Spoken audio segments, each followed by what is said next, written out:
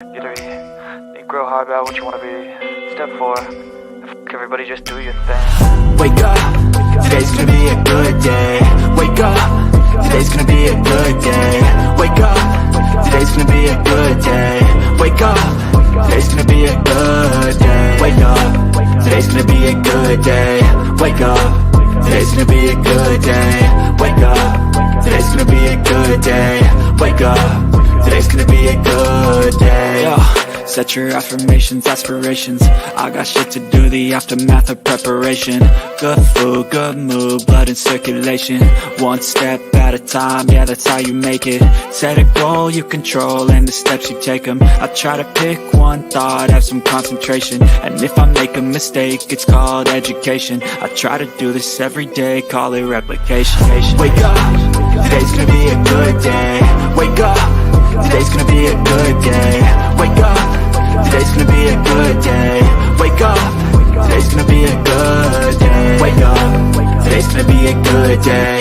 Wake up, today's gonna be a good day. Wake up, today's gonna be a good day.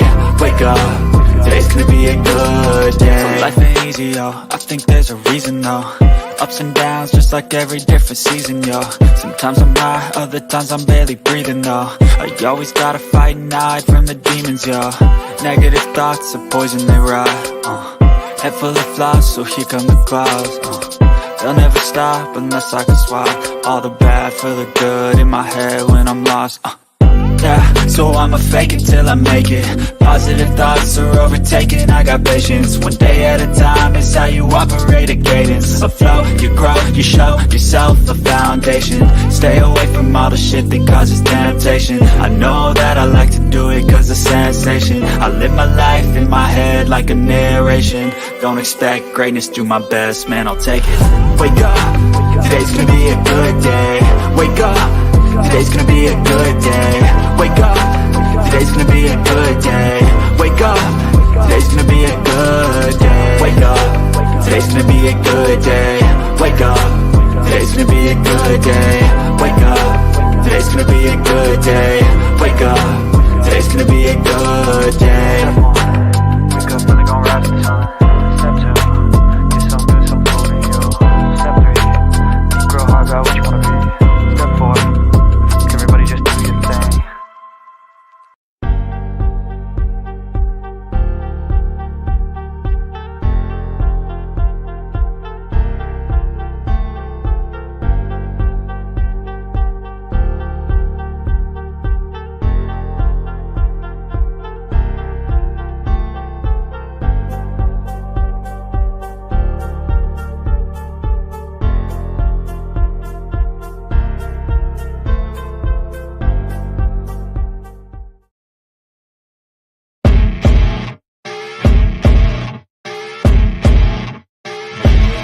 As you wake up in the morning, you want to find the latest, greatest information about criminal cases and have an intuitive conversation about the suspects associated with these cases.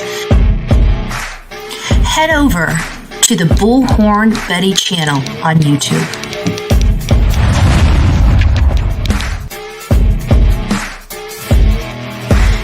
Breaking news right here on the Bullhorn Betty channel. Welcome to the Bullhorn Betty Coffee Club. Enjoy your stay and enjoy your day.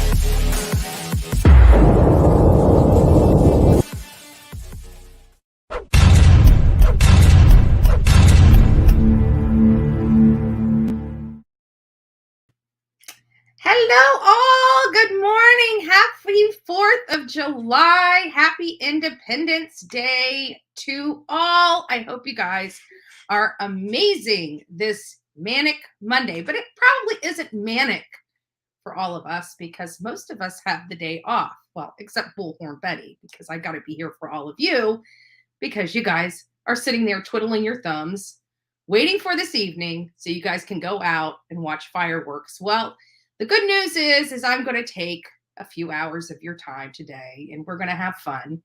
We're going to have fun. We're going to go over something very serious, And this is related to this alleged PI named James Michael Terry.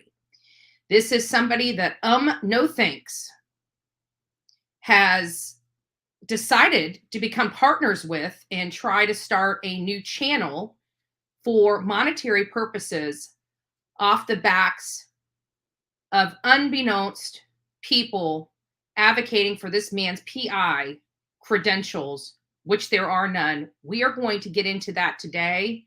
We're also going to come tomorrow when offices open.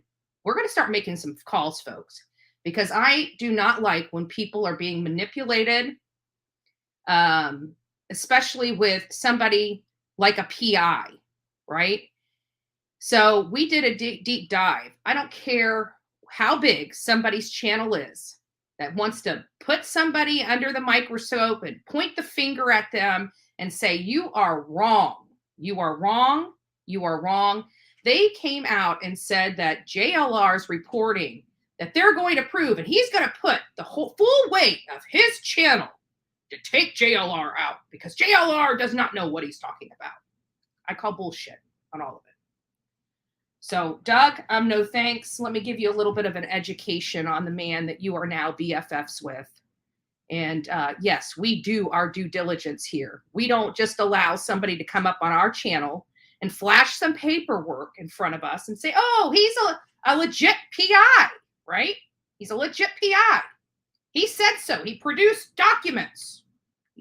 He's a legit PI. Really? Then why is all of his clients complaining about him? And what investigation has he really helped on? Because when I first came out and first met him, he was looking for that Army gal that had ran away. Her mom had just recently passed. He goes on and blasts all of her personal information, every bit of her personal private information, who she's in a relationship with, what nationality those people are that she's in a adult relationship with. He came out. She was still missing. And he came out and talked about her, what she does behind closed doors to the public while she was missing. That's the first time I met this jerk off, James Michael Terry. It was appalling. It was freaking disgusting. And since then, I have not heard one good thing about him from any of his clients, by the way. And he was just given a cease and desist letter, remember, to a Florida address. And we're going to talk about that. Is he conducting himself illegally? It is the understanding of the Bullhorn Betty channel that he actually is. And we are going to dive into all of that today to make sure that because we're responsible on this channel. And I want to make sure that our audience doesn't get scammed by this guy. And believe me, the state of Florida, so James Michael Terry, I'm about to write to the state of Florida, the state you reside in, and let them know about this little loophole that you think you found. And we're going to talk about this little loophole you think you found and how you are nothing but a liar and you are scamming people that are victims and victims' families. Don't you dare. Well, I've done research. I know JLR does not open his mouth without doing some research. So let's discuss this. But if you think I'm going to stand by and allow you to scam your audience because you want to make money on your channel with this jerk off that thinks he's a PI when he's got no credentialing whatsoever, nor any experience, we will get into his con. And that's what I'm going to call it. And James Michael Terry, my name is Andra Griffin. I'm sure any great attorney can serve me with papers for the lawsuit if you choose to want to sue me, because somehow I am not saying accurate information, right? Because I relish you to do that to Bullhorn Betty. I will dive so deep into this, it won't even be funny. But I already am. So you're kind of screwed as is. So let's start with our morning. Good mornings to all. Graham James, first in the house to say good morning and happy 4th of July. So good morning to you, Vicki Hess, Swiss Miss, Karen Davis. Guys, get your coffee. And I got a funny story to tell you. It's not really funny for Bullhorn Betty, I got to be honest. Bullhorn Betty is present and saying happy 4th to our entire audience. Anissa, good morning. Sonia, good morning to you as well. The nose knows. Good morning, everyone. First time here. Well, we absolutely are happy to have you over here. Rain's Dreams, good morning. I love it. Happy 4th. Freedom, justice, and liberty. Absolutely. I love that. I love that. Susanna, our friend Susanna from Louisiana. Good morning. Minval Gal, good morning. She says, good morning, beautiful Andra, and everyone here. Love this song. Makes me pumped up to start my day for the work. I do too. And if you notice, I try to find songs that kind of tell a story. If you haven't noticed, it's kind of, we're kind of sucked at one point, but we're going to get up and just change everything and make it a good day. I love it. I love it. Crazy Nurse, Kelly. Who else do we have here? Now, if I pop up, which I knew it was just about to do that, Kathy 662. I know you're not the best fan of mine, but I'm glad to see you over here. And you're smacking your head. So let me educate you on a few things. So people are well versed on what this con is. So we have no victims. Rhonda, good morning. Wicked West Paranormal. We don't want victims on the Bullhorn Betty channel of this jerk off. And we're going to show you guys his fatal flaw in his story. His fatal flaw in his story.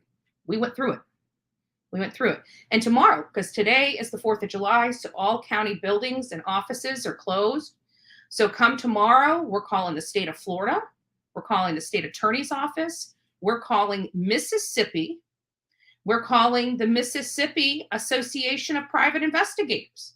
We are going to go through this and we are going to prove everything that I said when we found out with that caller. This is not something where Bullhorn Betty says, I don't like this guy, I'm going to pick on him. No, we had somebody in our chat call in and tell us what this man put her through. Then we have this letter coming from Dylan Round's family explaining almost the same thing that another victim had stated. What is this showing? This is showing this man's pattern of behavior, right? And then we dive a little deeper and found out this man, now granted, whether he's a felon or no felon, he was arrested for grand theft, 2 major felony crimes, all financially motivated. I don't know what he stole. I got to call Pinellas because they don't have access to the files, but we are going to get access to those files. So James, Terry, your days are limited. I'm telling you that right now. People are going to know exactly who you are and what they are purchasing when they purchase your services. Again, I don't like people being scammed. I don't like people being conned. And it's very sad that people did not do their due diligence about this man prior to bringing him onto their panel as a PI and a so-called expert when he has no credentialing of either. And we're going to get into that. Yeah. Well, I try to stick up for him. He wanted to double down. He wanted to attack somebody that I have the highest respect for, which is Jonathan Lee Riches, AKA JLR. Many of you guys know, we collaborate with Olivia, Jonathan, and Mom a lot, especially in this true crime. When we go out, stuff around here and things like that, we do independently. But when it comes to cases and us working together, we work together very well when we collaborate on these cases.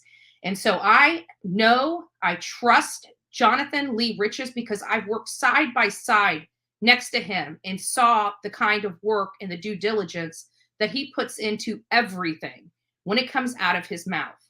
And this does not make sense. And so I dug in to this when the gal called. I have to assume he must have saw what happened on the live, or somebody told him about it. And he decided to do his own due diligence and go out there and look at that location. Since then, Doug, with no thanks, is calling, and James Terry, the PI, is calling Jonathan Lee Rich as a moron, attacking him for looking into this guy. And that only made me dig a little deeper. And guess what I found? It is going to shock you. It is going to shock you. But I stand by that this man is nothing, not a PI, not following the law, actually breaking the law by soliciting private investigative clients. And people are, that's pretty strong language, isn't it?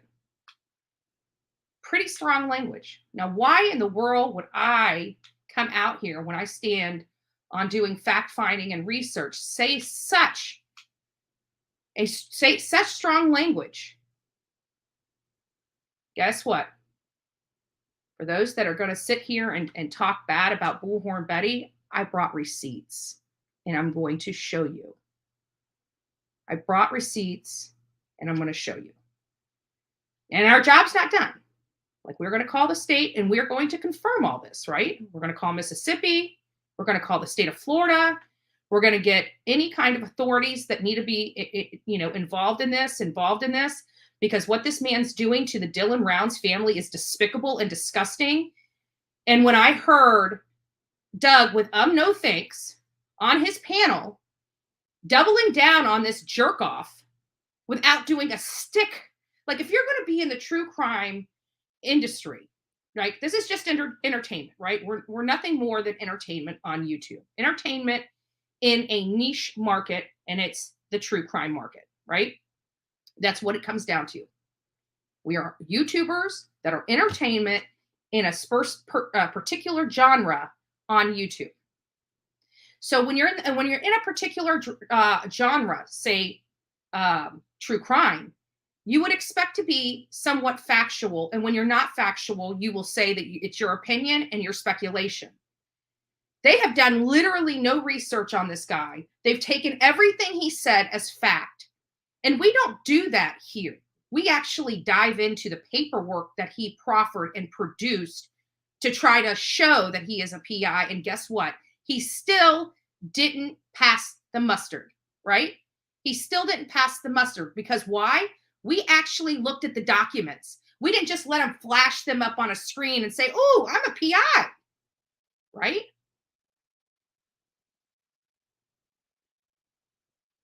So we are definitely, I'm hot,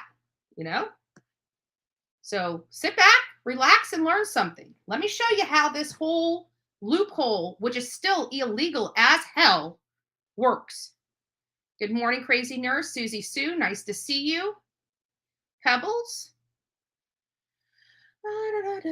Sorry, it keeps popping up. Guys, if I missed you this morning, I apologize about that. Go ahead, and C12's in here.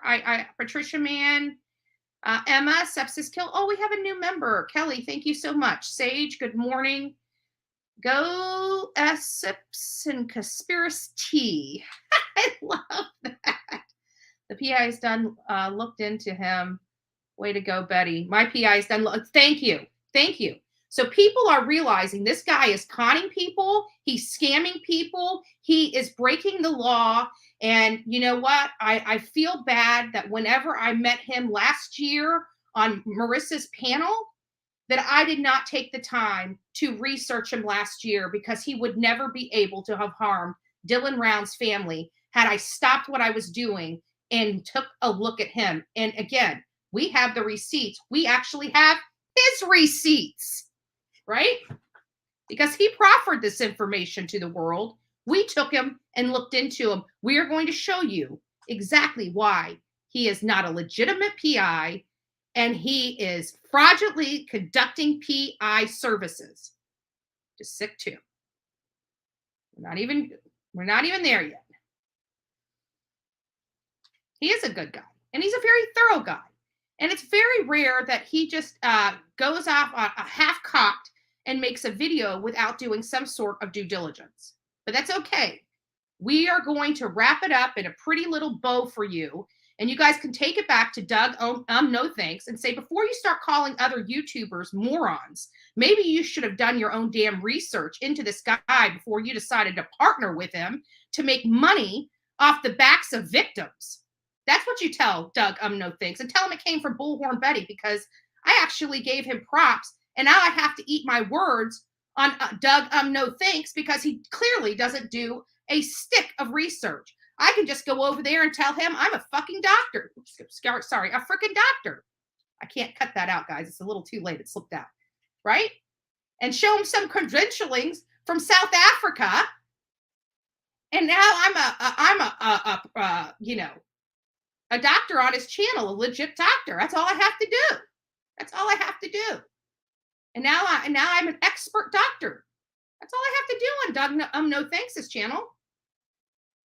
So, Doug, if you want to talk about me and call me a moron and tell me how much of a horrible person I am and how I don't know what the hell I'm doing over here, go right at it. Go do what you got to do, man. You're wrong. You're wrong. I'm telling you, you're wrong. And you're victimizing these families, and you're helping him victimize these families, Doug. That's not cool. That's not cool at all. I'm not going to sit here and insult you or call you names. I'm just going to show you the error of your ways. I don't need to go to the insults with you, man. I'm just trying to tell you I'm trying to honestly and tell you from a friend to a friend, an acquaintance to an acquaintance, somebody that cares whether the information is accurate and factual or not. And I'm telling you, you're off base. And you're protecting this guy that's a monster because he preys on victims' families. So let's get our day started so we can jump into this stuff, because I know many of you guys are here. You're ready to find out what in the world am I talking about, and how can I prove this guy is not a legit PI, right? That's what you're here for. Good morning, Tammy. Sorry. So many of you guys know, if you're first time coming to this channel, we believe in feeding the soul. We believe in positive affirmations. We believe in, starting our day off right. And so I love this book. It's called The Language of Letting Go by Melody Beattie. There's many editions of this book. This is a daily meditation for people that are codependent. With a lot of, when you're getting clean and you're, whether you have a drug issue or an alcohol issue, there's still that codependency there. And even if you're in an abusive relationship, there's that codependency there. So this is a book that helped me through my darkest times. I bought this book about 15 years ago, and I have been reading it, and, I've been bringing it to our channel just for a little bit now, but it's because it's been so impactful in my life that I hope that it can be impactful in somebody in my audience's life. It doesn't have to be for everyone. If it helps just one person out there in this audience, then that's what the reading was for. So it may help one person this day and another person the next day, but I just find it being food for the soul. So before we get, into the negativity, we want to uplift in positivity. So July 4th is Celebrate Your Freedom. Today in the United States, we celebrate our nation's independence. Why not take a moment to celebrate your independence as well? Whether you found freedom from addiction or from codependency, or you've discovered the freedom to live your life as fully as possible, take a moment to honor and acknowledge how much that freedom means to you. It's good to identify our problems. Through the awareness of what's wrong and what's broken, we learn what to repair and fix.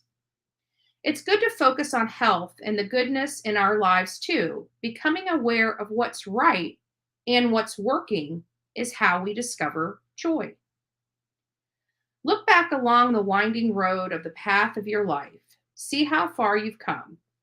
If it looks good to me, how does it look to you? Hooray, we're finally free. God, thank you for setting me free. Great read today. Great read, by the way. I love that. Good morning, everybody. Cotton Candy Boobs. Nice to see you here. I don't want people scammed by this joker, James Michael Terry, that states he is this PI, right? He's this PI. Let's look at what is his credentials? You know, he flashed a bunch of papers in front of our face, and we're supposed to take those papers as true, right? So what sparked all this? So many of you know, I'm covering several cases. Actually, give me just a second. We're going to go over some stuff.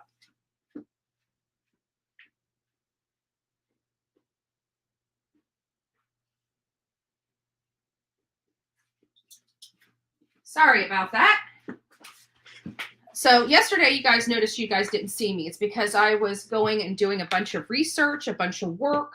I've got like pages and pages of filled up the work that I did yesterday. I organized my calendar so I know exactly what I need to do when I need to do it. I was getting a little behind, getting overwhelmed. So I decided to make it bite-sized pieces throughout the day so I could stay focused and keep moving forward. And so we were covering, let me just pull this up. So we were covering the Dylan Rounds case, right?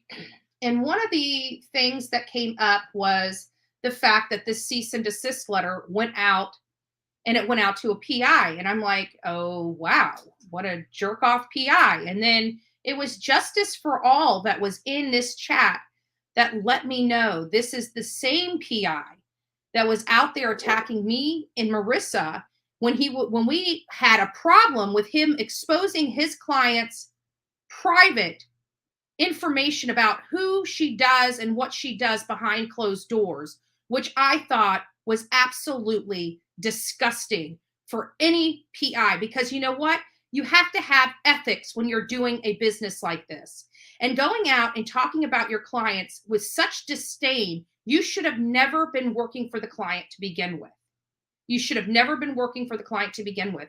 And then we have yet another victim while we're on that same show calling in and telling her experience to our audience about this man and about how he tried to jeopardize her life because she did not want to accept his offer and pay him the money that he was requesting from her, and then turned around and threatened her and told her if she didn't accept it, he was going to let her ex, which she feared for her life, know where she was. That is disgusting. That is not how PIs conduct their business. You know how I know that that's not how PIs conduct their business? It's because I have worked with great PIs.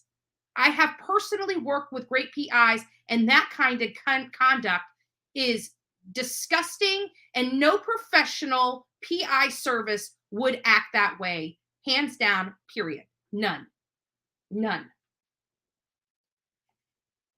So we decided to look into the letter, right?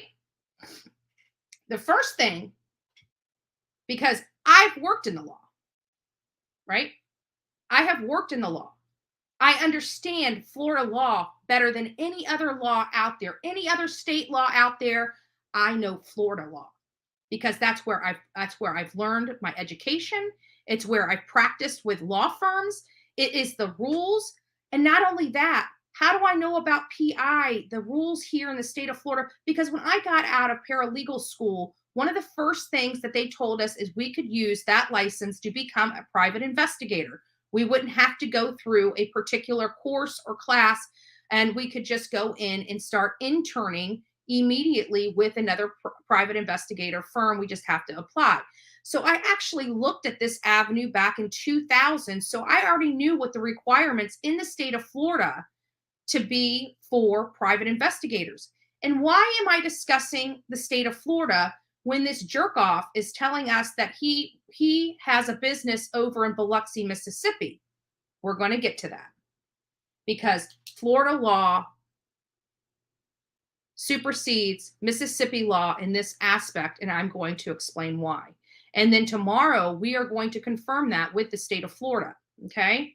So here's the letter that was sent to this James Michael Terry at Gulf Coast Investigation at 2356 Curlew Road. And they even put in here the rear office, Palm Harbor, Florida, 34683, with an email address. Now, mind you, no reputable PI company has a Yahoo,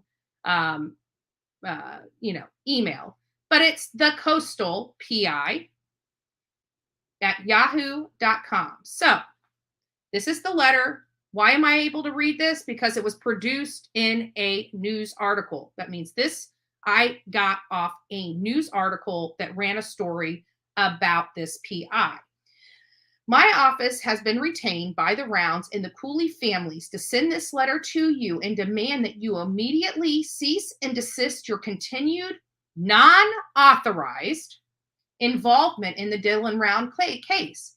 You have made malicious, unfounded, and incorrect statements and have made verbal and written attacks on the Rounds and Cooley families. Now, mind you, these are the victims, Dylan Round's parents, that this jerk-off PI is screwing with. He is literally causing them more anguish and heartache. He is not helping them. He's actually trying to interfere and cause them problems. This PI, this despicable, and I'm not even going to call him a PI because in my belief, he's not. He scammed the system and he's about to be exposed. Not only here, but in Mississippi as well. We're still going to get into that, so please sit tight. Let me get through this whole process and you guys will understand.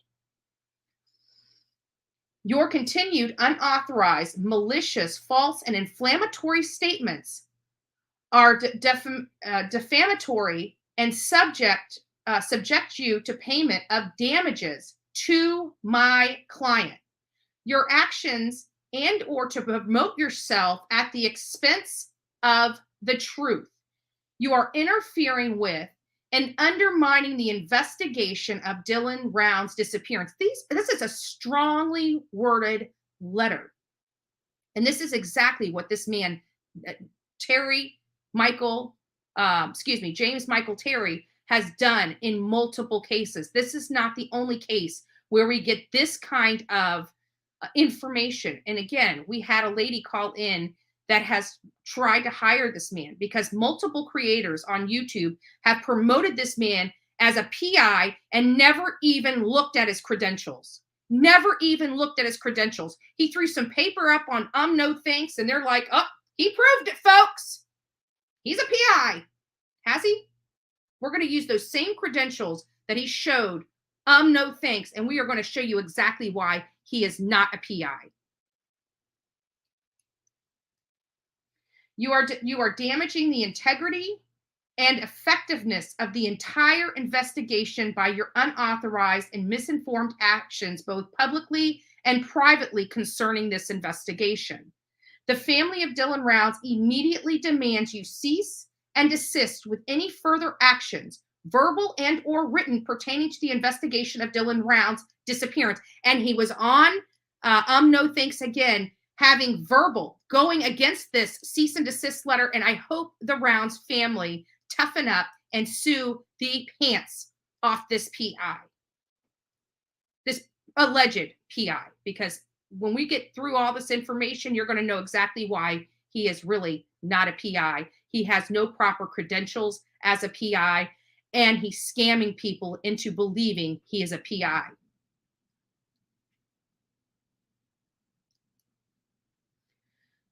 If anybody is rude in this chat, give them their warning. Give them their warning. If they continue to do it, time them out. If they're malicious in nature, make sure they're reported before they are removed. And, hide them from the channel if they keep violating the rules of this chat. I don't care that we have, I have no appetite for Doug or Jim Terry. Yeah, but they're lying to their audience. They're lying to the audience. And my thing is that Doug either one knows that he's lying and is allowing him the platform to lie, or Doug truly believes him and did not do any due diligence to find out who this man is before he brought him on his channel. but we did.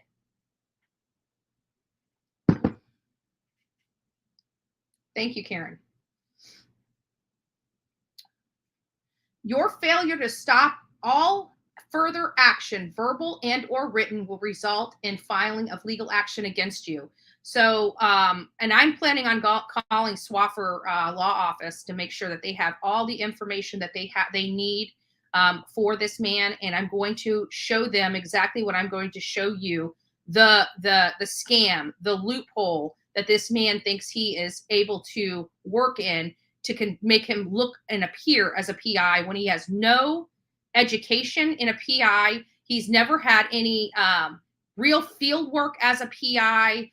He is just labeling himself as a PI, thinking he found a loophole in how he can call himself a PI when it is illegal as hell. Illegal as hell. The family of Dylan Rounds do not want to waste their time, resource, and energy with any further action against you in this matter, and therefore request you to your immediate compliance.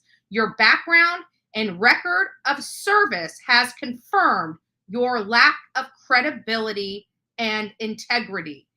This has further been demonstrated by your action in this matter since your release from this matter. Right? So this con artist, Terry, Mr. Terry, James Michael Terry, this con artist, and again, prove me wrong, James Michael Terry, that you're not a con artist. Let me show you the con. Right? You guys ready to see? If you guys go out there and make sure, how many likes do we have in the box this morning? Because we have 230 people here. I need to get the likes up, and we are going to proceed to the con. I'm going to paint it all out for you this morning. And again, this is just my opinion on the information that I found. What we are going to do is we are going to corroborate my opinion on Tuesday. So that's where when the state and county offices open, we will find out if Bullhorn Betty is correct in what she is stating here. Okay?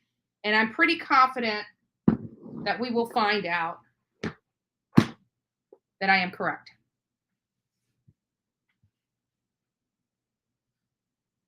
Yeah, I know. I was there. That's how I remember him. And I actually feel bad for not doing what I'm doing exactly right now. When he started acting that way, then I should have knew that's not how private investigators work. But I really didn't have a lot of work with private investigators at that point, right? I've had more contact with private investigators over the last 7 to 8 months that, I know, I've never really used a private investigator until I come into the true crime community, right? And then I was forced to have to use private investigators. But I know how legit private investigators conduct their business, and it's not this way. It's not this way. So let me pull this back, make sure I'm not exposing any of my, pull this, I don't need this one up. Okay. And then we're going to get into the,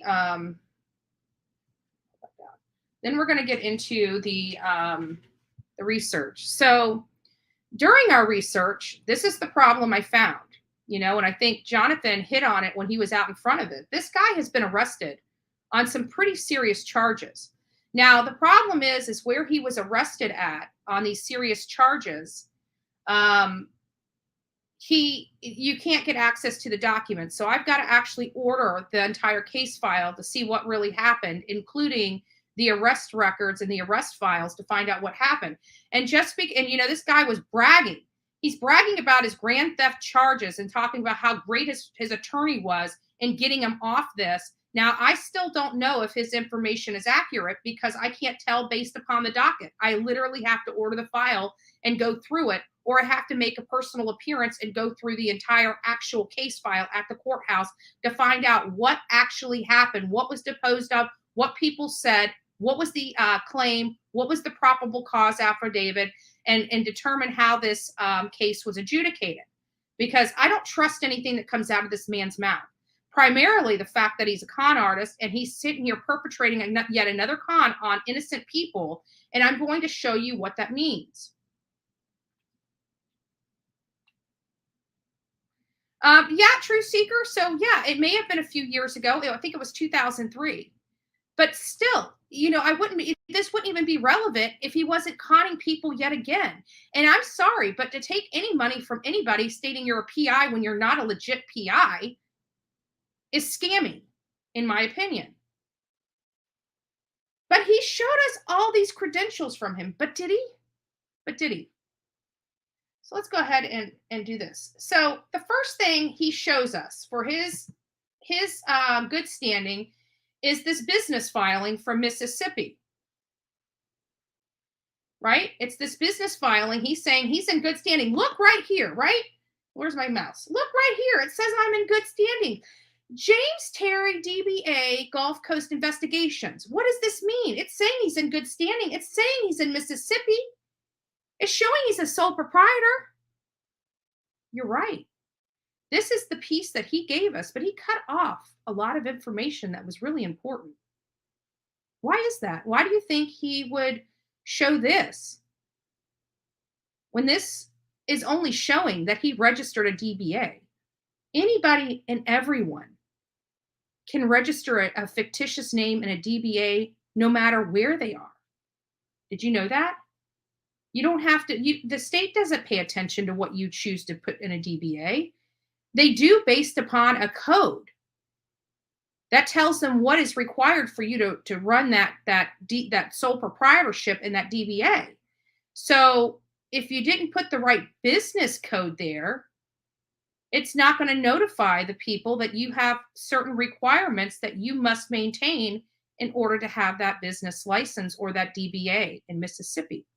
Why do you think he chose Mississippi to set up this fictitious DBA in 2018? Why do you think he chose that? Because he wanted to call himself a PI. And currently in the state of Mississippi, which is the closest state to the state of Florida, they don't have any requirements to be a PI. That means any Joe Blow, any felon, any criminal, any scammer, any other person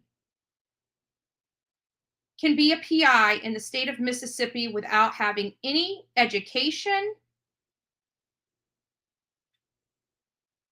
anything. That's why he chose Mississippi, right? But people are going to say, but he chose the right state to do this. Did he? Let's take a look, because we took a deeper dive into this little photo clip that he chose to produce to the world, right? So here we go, right here. Here's the real registration in Mississippi, where he paid $25. $25 to set up a fictitious name. That's all he paid. $25.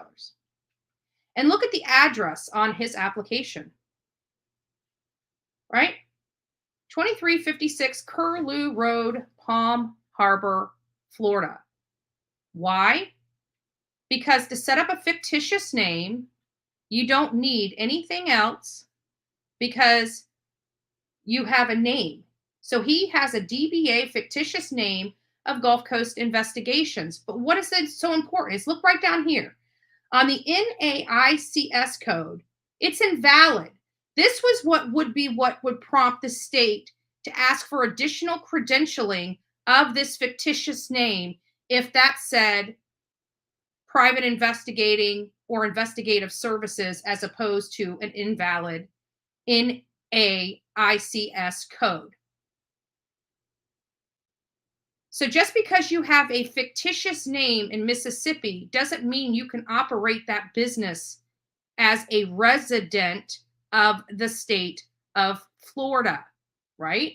You see the address? It's the state of Florida. He is a resident of the state of Florida, and he is required to follow the state of Florida law when engaging in PI practices and solicitation of PI clients while in the state of Florida, while residing in the state of Florida, while the state of Florida is his primary location, his primary resident, and his homestead. He has had no office, he does not live in Biloxi, Mississippi. He simply paid a $25 fee to have this sole proprietorship set up in a fictitious name in Mississippi to concoct this loophole of how he is a private investigator when he is not, because he is in the state of Florida, and the state of Florida has strict rules on how to conduct PI businesses here in the state. So you can say you're a PI from Mississippi all you want, but while you're residing and living in the state of Florida, you have to follow the state of Florida law, and you are conducting an illegal PI practice here in the state of Florida and in my backyard while soliciting clients. This does not show you're a PI. This only shows you set up a fictitious flipping name. And not only that, but it is my understanding that you have to be a resident of Mississippi and have an office in Mississippi to be a PI out of Mississippi, which he does not have. Because again, even though he's coming up under a fictitious name of Gulf Coast Investigations, all of the Gulf Coast investigation offices in Biloxi, Mississippi have never heard of this man. And we will call them again on Tuesday.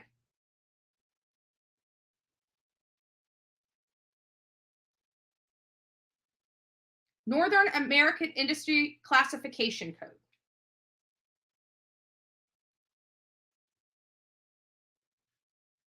Yeah, he was conning them. And he's conning everybody on the streets of YouTube that believe that he is a PI from the state of Florida. Sorry, you are not going to do that. And believe me, James Michael Terry, the state attorney, is getting all of this. They are getting all of this. So you're not going to be on these streets advocating that you're a PI when we know damn well you have no education, you have no experience, and you damn sure aren't a PI. You have found a loophole that you think protects you when it does not. Because again, you are a resident of the state of Florida and you are conducting an illegal private investigative office in the state of Florida, and it will be exposed.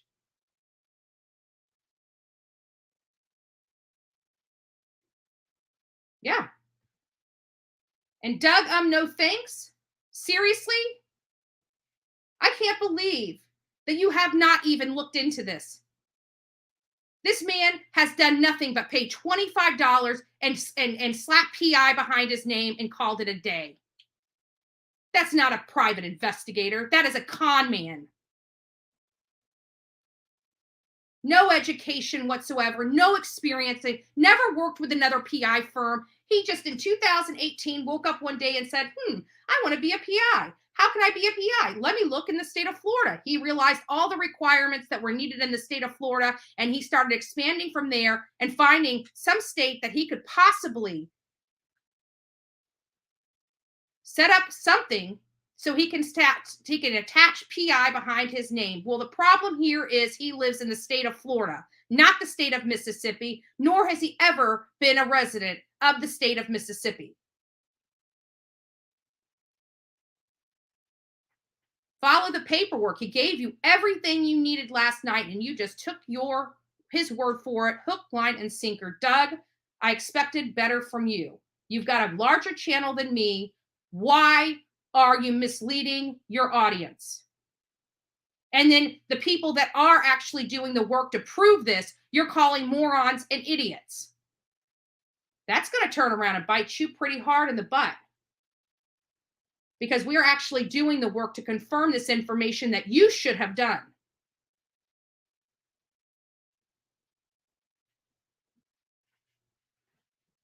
So this man is definitely a con artist. He is definitely still doing the stuff that got him arrested for back in 2003. And I'm curious what the state of Florida has to say about this. because this man has no credentialing as a PI. None.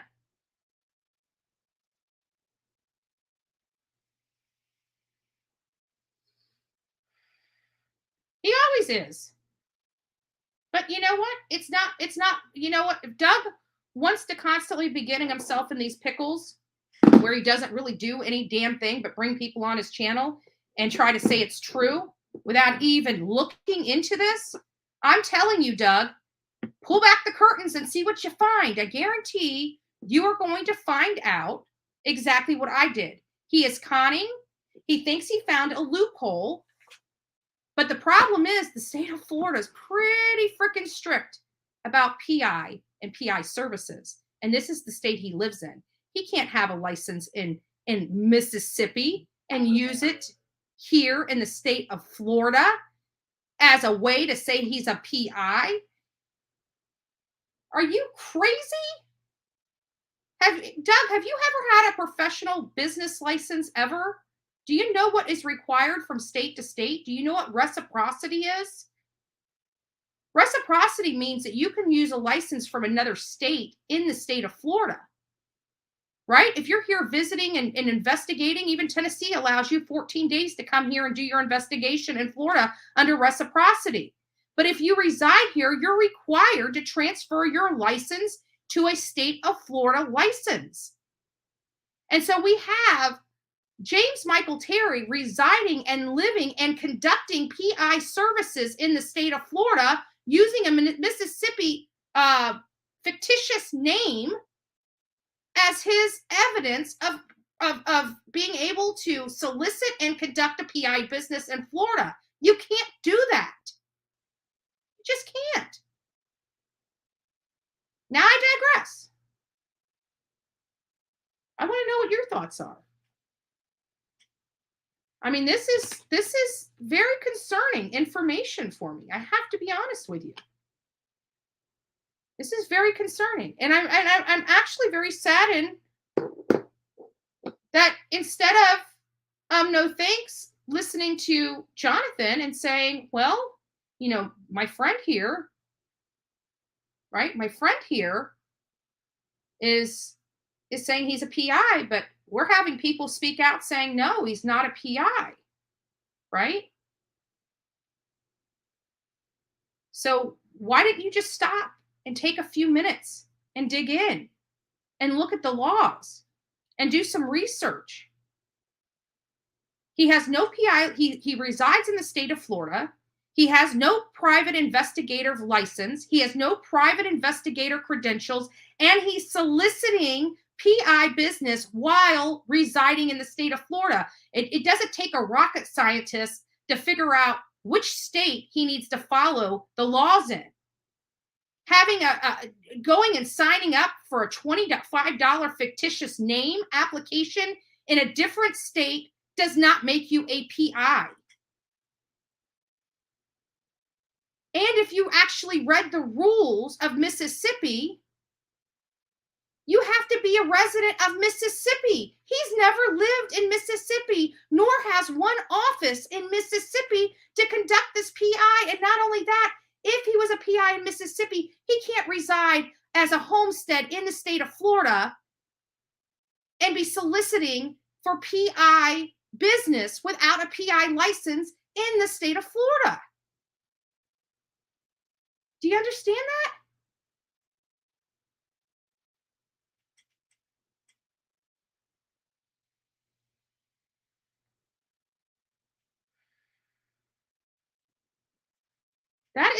That is not how a PI conducts themselves.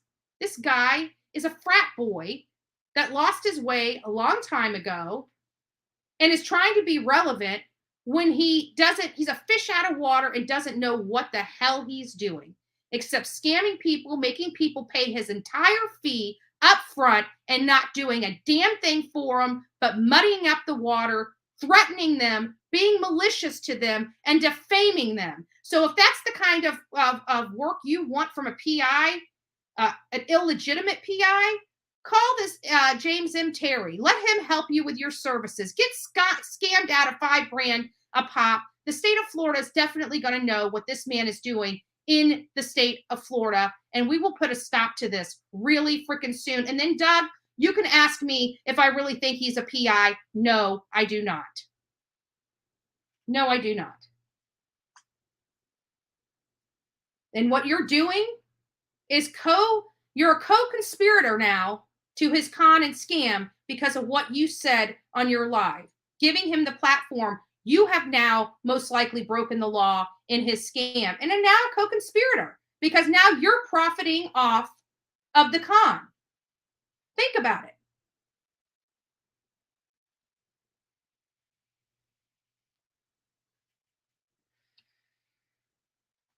State of Florida is very strict. He resides in the state of Florida. Even his application for fictitious name showed a state of Florida address. He has to conduct his business under the laws of the state of Florida, not Mississippi. And he has not done anything to be a PI in the state of Florida, except sit here and solicit PI business while sitting in the state of Florida when he doesn't have the proper credentialing to do so.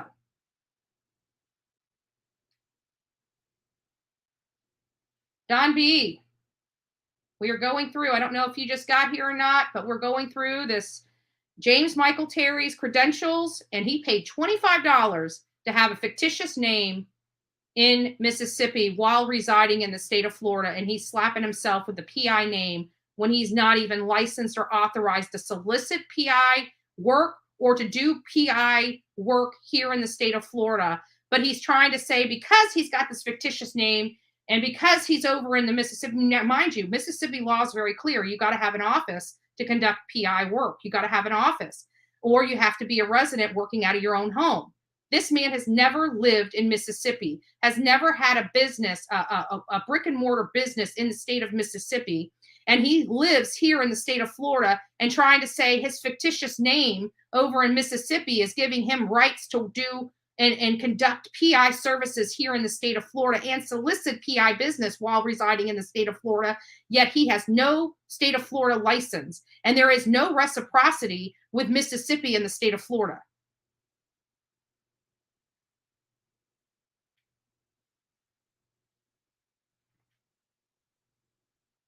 Yeah. Exactly. But I don't want this man conning and scamming any more people. So tomorrow, I'm calling the state of Florida and making sure that they're well aware of what this man is doing here in this state. And we will bring that live because you're going to find out very quickly.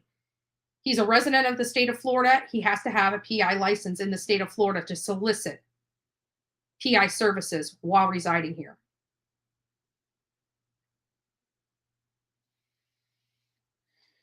Me too.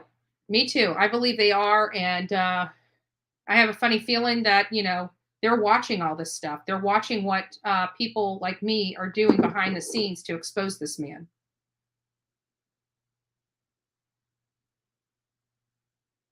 So there you have it. So let me get these phone lines open. Give me just a second.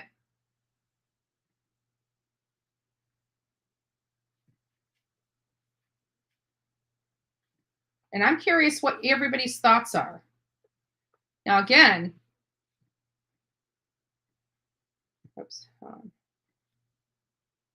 again, this is very concerning for me. But does everybody understand what the issues here are? How this whole con and scam was set up? Because, again, what he did is he resides here in Florida. He's been here in Florida for many, many years. And the only way he can even remotely say he's a PI was to try to set up a fictitious name for $25.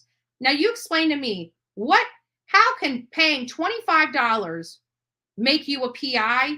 This guy has lost his ever-loving mind if he thinks that this is how you conduct a PI business. This is how you get around the state of Florida requirements to be a PI. No, you can't do that. You can't do that. And not only that, he has a invalid Even said right on his application, an invalid business code. So he's not even properly registered in Mississippi with this fictitious name.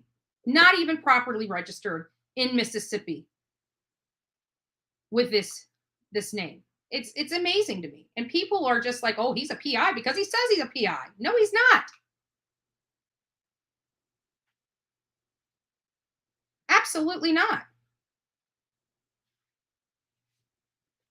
Geez, everybody that wants to advocate and be a PI here on the streets of YouTube, go to Mississippi and file your fictitious DBA today. And by tomorrow, you're a PI. No experience, no education, but now you're an expert PI that knows how to investigate cases. Give me a break. Give me a break. All right, hold on here. Let me get these calls open. I'm curious as to what the audience thinks. How do you feel about this man now?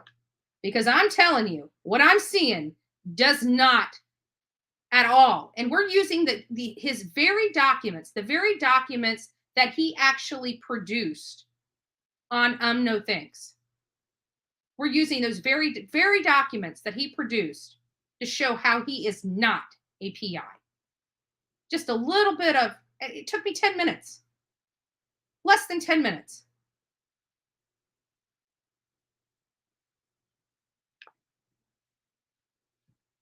Phone lines are open, folks. I want to hear your thoughts on what we're finding out today. Does this concern you?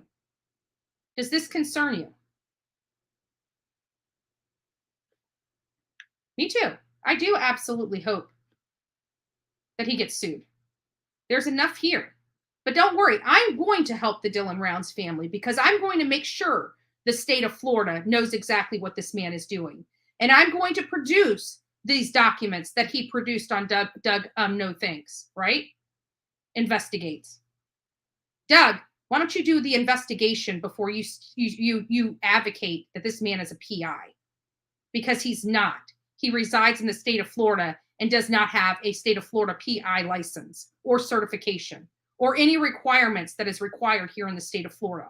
Yet he lives in the state of Florida. And there's no reciprocity with Mississippi. So can you please explain these things to me? These glaring things that are causing me heartburn right now. Can you explain those? Can you have your illegitimate PI explain this for me?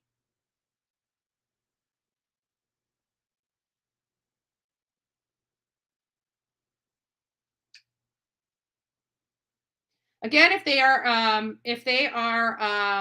can turn this on. If you guys want me to turn this on subscriber only mode, put a 1 in the chat. That means the other people in this chat that aren't subscribed to this channel for 5 hours or more will not be able to participate in the discussions. So I will leave it to you guys. If you guys want me to turn it to subscriber only mode, I'm happy to do so. But put a 1 in the chat if you want me to go subscriber only. Put a 2 in the chat if you want me to keep it open. Okay.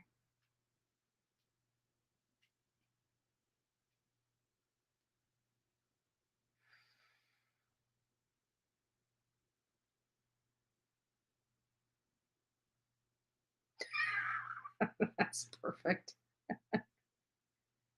Oh, thank you, Cotton Candy. I love you too. So let me see who we got. So we've got 2 people that don't want this to go over to subscriber only mode. All right. All right. Well, listen, I'm going to try to keep it out of subscriber only mode for a few more minutes. If we keep getting the troll attack for the 2 that would like to have be part of the conversation, please don't forget to subscribe to this channel. So if I ever have to go through subscriber only mode, you're not able, you can still chat, because I don't go to member only. I go to subscriber only, which I set for 5 hours. You have to be a member here for 5 hours. For the 2 that put 2s in the chat, you might want to just subscribe to this channel, and then you won't have to worry about that again, because the trolls are a distraction. So I'm going to give it about 5 more minutes. If we have any more troll activity, it's going to go over to subscriber only mode. And he hit again. So Okay, so we'll just go ahead and move it to subscriber only mode. We're not going to pay attention to the distractions here, nor give them the street cred. The street cred. This is Betty. Hey, Betty, this is Tucker Carol. It is who? Hold on, let me put my volume up. I didn't realize my volume was down so low. Who is this? Tucker Carol. Oh, nice to see you. Nice to hear you. Rather, how are you doing? Okay, early on, I'm sorry for the cold. That's early okay. on, you said that you didn't want to mess with going and getting a PI license because it kind of restricted you with what you couldn't do it as a citizen journalist. Yeah. Could you kind of explain what can a citizen journalist do? So we have, so whenever, what's the difference between the two? yeah, so like a PI, you have to have, especially in the state of Florida, you got to go through all this this background work. You've got to go and take classes. You've got to be interned with a PI for 2 years. You have to intern with a PI for 2 years before you're ever eligible for a PI license. And they are restricted under what their rules from the state of Florida are and how they can conduct themselves in the state of Florida, as opposed to having just like law enforcement, right? They can only do so much in the state of Florida.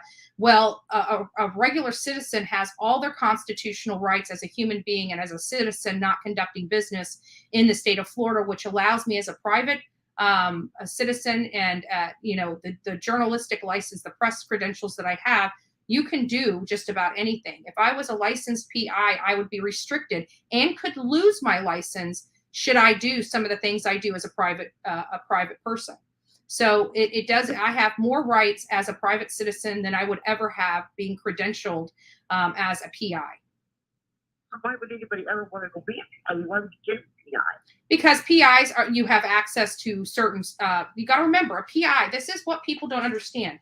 Private investigators have access to computer programs that allows you to find out people's financial information, driver's license information, social security information, allowed access to certain financials. You're giving, when they're investigating you, they have access to a lot of private information that you would not give to anyone. So their ethical standards have to be there because they could do some damage. Any PI can do some damage to you personally with what they can get access to. And I don't have access to that because I'm not a licensed PI.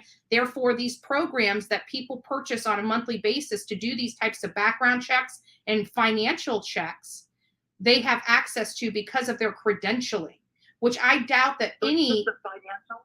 Yes, PIs. When I talk to a. Only thing, like you can go investigate a burger. I mean, you can go investigate, like looking for Ruth or looking for whatever.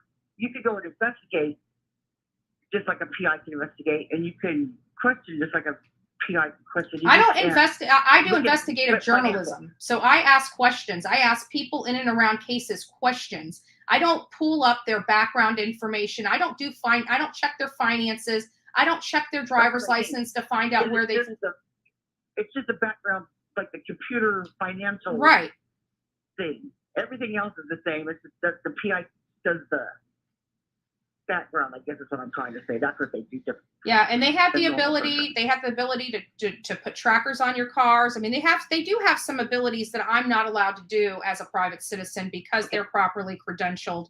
But as far as legal wise, I have a lot more broad authority to do what I want as a private citizen. Where would you find out like a list of like a compare and contrast, like? So you say you don't want to get in trouble for doing this, but you got to have a license for this. Oh, well, if you're residing in everything you can do, you can find online. If you say the state of Florida, so for example, if you wanted to know what the criteria is in the state of Florida for a private investigator license, you look up, state of Florida private investigator requirements. If you're in a different state, you go into that state and find out what their requirements are. So something like, for example, right now that's being showcased is Mississippi, which he's never resided in. So I don't know how he thinks he's got a private investigator's license out of Mississippi when he doesn't even reside in the state, which is the requirement in order to have to be able to conduct PI businesses in Mississippi. Okay, well, thank you. Mm-hmm. So that's one person. Good, great questions they have. But again, he's a state of Florida resident. You can't go out to another state that you don't reside in, pay $25, have a fictitious business, and then call yourself a PI in the state of Florida. It does not work that way. You are required to be properly credentialed in the state of Florida, in the state in which you reside. Now, if he wanted to reside and live in Mississippi, that's a different story. But he's not. He's living in the state of Florida and soliciting PI clients in the state of Florida and from the state of Florida, which he does not have authority to do.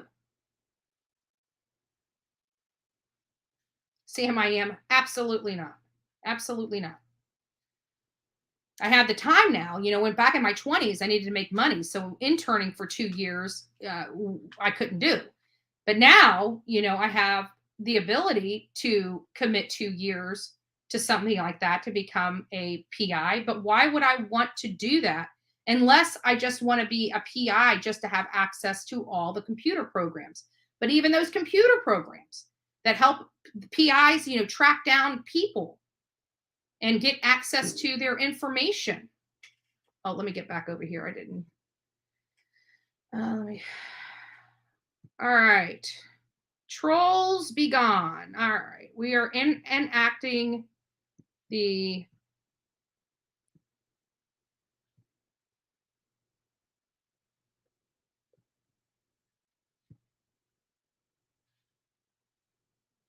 okay, there we go. There we go. So if you guys have kicked somebody out, they're not going to be back. And again, for those that are watching that have not subscribed for 5 hours to this, you might want to consider subscribing. Also, becoming a member would help as well. But again, it's going to be set for 5 hours. Thank you. Thank you. I appreciate that. Yes. So you guys want to call in, please call in. The lines are open. I want to hear what your thoughts are about this. James Michael Terry, that's saying he's a PI when he has, we researched the state of Florida. This is the state he resides in. This is the state that governs what he does, what business practices he does, because he is the resident of the state of Florida. He is conducting himself in the state of Florida, and the address he's using is in the state of Florida, but he's trying to produce Mississippi credentials. This is Bullhorn. Hi, can you hear me? I can. Good morning. Okay. Happy 4th, Morning, by the way. I didn't say to Happy the other 4th of caller July. before, happy 4th, so I apologize. What's that? I was just saying I didn't say to the other caller, happy 4th. It was rude. Oh, yeah. Happy 4th of July. Well, listen, I think that you're harping too much on the fact of where he lives and where he doesn't live. The bigger issue is how he's getting his clients. Have you done research about all of that? I know he's been on YouTube getting his clients, trying to get clients. No. This is what he does. Let me tell you. He goes into Facebook missing people's group that they create on Facebook, and he messages the families, and he says, "Call me. I can help you. Call me right away.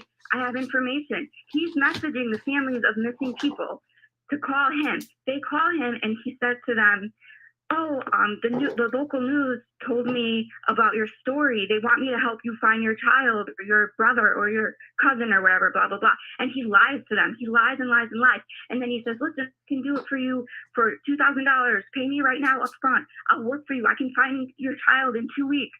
I can find him in 2 weeks." And then he just makes a bunch of phony phone calls to people. And then he just reports back to the family and tells them all these useless information. He doesn't even do anything. He doesn't. He solicits these people by messaging them from Facebook groups. Can I tell you about a creator that made a video exposing all of this? Yeah, please do. I got a pen and paper as soon as you started calling. So before you get into this, hold on. Let me give a disclaimer here. For the folks that are adminning to these missing person Facebook pages, his name is James Michael Terry, James M. Terry. He may be saying Jim Terry, PI. I would suggest you guys block this man from those groups. If there's administrators in here from missing persons groups or runs missing persons groups, please go through your subscriber list and make sure that your avocation for these missing people are not being conned out of because you've got a member in your community targeting these families that are already struggling and just want answers. Exactly. He's preying on vulnerable families of missing family members. That's what I was wondering. I was like, how is he getting these clients? He's reaching out to the clients. No one's calling him to say, hey, please help me. You're a PI. I found your information. No, he's reaching out to these family members that are vulnerable, and he's preying on them. He's collecting the money up front. They don't sign a contract. He just makes these promises that he can find their children or their family members in 2 weeks, and then he doesn't do anything but make a bunch of phony phone calls. Yeah. And it's just ridiculous. And so anyway, there's a creator, the creator's name is Queen Bee, and she got in touch with a previous quote unquote client of his, and that's exactly how he found her. He found this woman in a Facebook group. He messaged her. He promised her to find her son in 2 weeks. She paid $2,500. He then asked for $200 more to pay his taxes. So she ended up paying $2,700. He fed her a bunch of lies about how her son is in Florida, ran away in Florida from, I think, California. So he was, so in this case, he was actually conducting. Guess what? Her son was found. He came home. He was never in Florida. And this guy was feeding them lies about him being in Florida, and he was in California the whole time and ended up fine and safe and went home. And then the family called him and was like, he's found. You didn't do anything. You lied to us. We want our money back. And the second he said they wanted their money back, he like went crazy. They had the phone call of him. They recorded the phone call of him like flipping out, going crazy on them, saying like, I helped, they're like, you didn't help. He wasn't in Florida. He was never there. And then when they threatened to expose him on Facebook of what he was doing, that's when he finally gave him his money back. He's scamming people for $2,000. These vulnerable families. It's ridiculous. It's sad. It's sad. And this is the person that Doug with no thanks is working with and advocating for and conning even more people into believing this guy's a PI when he is not a lick of credentialing to support his claim of being a PI. Honestly, I don't think that even matters that much. It's how who cares? Whatever, fine. I know it's illegal, whatever, probably is illegal, whatever have you. He doesn't have a life, whatever have you. But it's how he's going about it. Yeah. He's cold calling these families, and he's promising them these things. They're vulnerable people. Of course they're going to try to take every avenue. You have somebody calling you saying, I can find your son in 2 weeks. In 2 weeks, give me $2,000. You're going to do anything you can. And he's preying on these vulnerable families, and it's really ridiculous. And I just think it's so ridiculous. Oh my God, you have to check out this creator's videos, because she's, like I said, she talked to somebody that he did this to, and that woman is trying to expose him on Facebook. Her name is Candy Howard. She's on Facebook. She mentioned it on that other creator's channel. You can look her up on Facebook, because she's trying to expose him on Facebook. Well, if you speak to her or know how to get a hold of her, please tell her to reach out to Bullhorn Betty. I'm interested. And not only that, many people know on this channel, I'm an action person. So it's not about just talking about this case. It's about proving the point that he is not allowed to conduct PI services.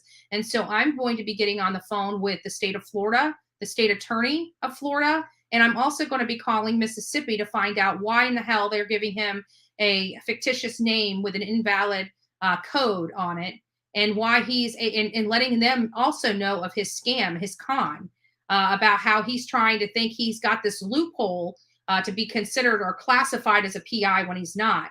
And the only way I can work this angle is at a legal angle, because that's the only thing that's going to stop this behavior, is making sure that everybody that can do something about this guy is well aware of what this guy is doing. So yes, exactly. Him going and preying on these families in these missing person chats. That's going to be part of the scam. That's going to be part of, I'm glad you let me know, because that actually emboldens the complaint I will be making to the state of Florida. Yeah, and it's out there. There's like I said, there's a video. She went and she talked about it, this previous mother, and he has helped people, you know, he has like a huge list of people he's worked with, and he has quote unquote helped these people, but he's only done that like inadvertently, because what he does is he makes a whole bunch of phone calls, he comes up with a whole bunch of theories, and then eventually one of those theories is right. Because he's calling a bunch of people. It's the rule of large numbers, not because he's good at what he does. It's just because he stumbles upon stuff with dumb luck. But definitely, exactly. Yeah, definitely not. I'm curious to find out how his stadium football career was. If he was there just for a short time, or if he was actually. I at this point don't believe anything that comes out of his mouth, and actually probably will never even consider Doug with no thanks, because this is really, really bad. This was really, really bad investigating on his part, and just believing everything this man told him as true is just like how hook, line, and he has the audacity to call Jonathan Lee Riches a moron, which is just amazing to me, because Jonathan Lee Riches, I guarantee, has done a hell of a lot more research into this guy and into this matter before he ever even came out to the business that was listed on his fictitious name in Mississippi. Obviously, he's a Florida resident. Why is he not possessing a Florida PI license? Yeah, but the thing is that he is a lifelong con man. If you go and you Google and you do your research, I know, get, like pretty deep in there. He's a lifelong con man. He did this back. He's not even allowed. I read online. He's not even allowed to go to public schools to their football stadiums. How badly he was scamming parents and teachers and their children out of money from football scamming. It goes way back. He's a lifelong con man, and he just found his new scam now, and he's doing it, like I said, by cold calling these vulnerable families, preying on them when they're vulnerable because their family members are missing. It's ridiculous. But I'm glad that you're on it and that you're going to try to make some noise here, because this is all out there. You can find it, but people are just in love with him because he's like a charming guy. And he is not charming to me. He looks like a freaking pig. He talks like a freaking pig. He's very offensive to me as a woman. What he did to one of his clients the first time I met him, talking about who she's sleeping with, what their nationality is, what their ethnicity is, that was despicable and disgusting to me. And that was his own client, and she was missing. And he's trying to find her. Meanwhile, telling everybody, every Tom, Dick, and Harry that she may have been with online. How did that help the investigation find her? He was disgusting. Because that's what he does. He just comes up with a bunch of crazy theories and then hopes that one of them sticks. And then he can say that he was right, even though he had 50 different theories, But I'm glad that you're on it. And yeah, and we're not letting it go either. If anybody knows me, once I get a hold of a bone, I nod until it's gone. So, he's going to go under immense scrutiny here over the next God knows how long, because all I can do is make the report and make sure that I call them every day to make as much noise to investigate this guy as possible. Actually, almost tempted to go and file a criminal complaint in his county, but the problem is I'm not a victim. I'm only a witness to what I've heard, and I only witnessed one aspect, the Dylan Rounds case, of what he's done. So I can't go that route. The only route I can go is filing a complaint with the business and professional regulations here in the state of Florida. I can file a complaint with the FBI here in the state of Florida, and I can file a complaint with the state attorney's office here in the state of Florida, as well as the Better Business Bureau. That's what I can do, not being a client of his, never being a client. But what I would like is if you guys know victims of his, if you know somebody that has been conned by this man, somebody that has been scammed by this man, come forward and let's finally take care of this so this never happens to another person. Because if we sit silent and allow this man to get away with this yet again, he's going to do it to another person. Exactly. And everybody's falling for his charm. Like I said, I mean, you're not, because you're smarter than that, but there's a lot of people in all these chats that are just like in love with him and are like fawning over him. And it's just crazy, but it's because he's a con man. He's a lifelong con man, and that's how he's conning on YouTube to like him. It's crazy. And the other thing is too, like with this recent case with Dylan Rounds, I'm not sure how closely you've been following it, but the thing is that he's throwing out all these different names, all these different crazy stories, right, about all these situations that are going on out there. Never once did he mention this man, James Brenner, who was just arrested. He never even mentioned that man's name. Because he doesn't know what he's doing. He is not a PI. Exactly. So it's just crazy, but I wanted to share that with you. So thanks for listening to me. Thank you. I hope you have a great day. Well, I appreciate it. I appreciate it. You're helping people, believe it or not, by calling in and telling these stories. It's helping solidify what I'm trying to express. So I appreciate your call and your time. Okay. Thank you so much. Have a good day. Bye-bye. So just thank you, Tracy, for becoming the newest member of the Bullhorn Betty channel. We appreciate your love and support. Also, Haley, thank you. She says, Bullhorn Betty, love you and what you do. Keep it up. This is Bullhorn. Hey, hi. My name is Sherry Ford. How are you? I'm doing well. How are you doing this morning? And by the way, happy 4th. Happy 4th. Hey, I am actually a victim, I guess you would say, of Jim Carrey. I don't know if you've seen them making fun of the autistic moderator for Sleuth Mom. That's me. Oh, wow. Yeah. So tell us, let me ask you this. So how did he find you for a client? Let's go through that. How did you guys run paths, run into each other? Okay. No, I'm not a client. When Jim Carrey put out a $500 bounty for Sleuth Mom's information, he, found me, called me, and I told him I'm just a moderator. Mm-hmm. I don't know if I'm in real life.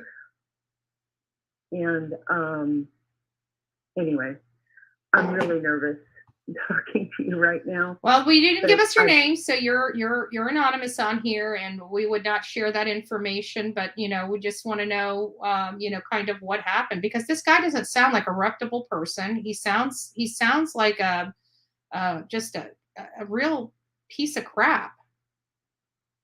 Well, Salty Pancakes, Salt Free Pancake 3S, mm-hmm. Made several videos when he only had 5 subscribers. Mm-hmm. And one of them was called Tea with Sherry Ford. And that's me, because I have a channel that's on autism, because I'm autistic. Mm-hmm. Anyway, so that's what he titled it. I have the receipts.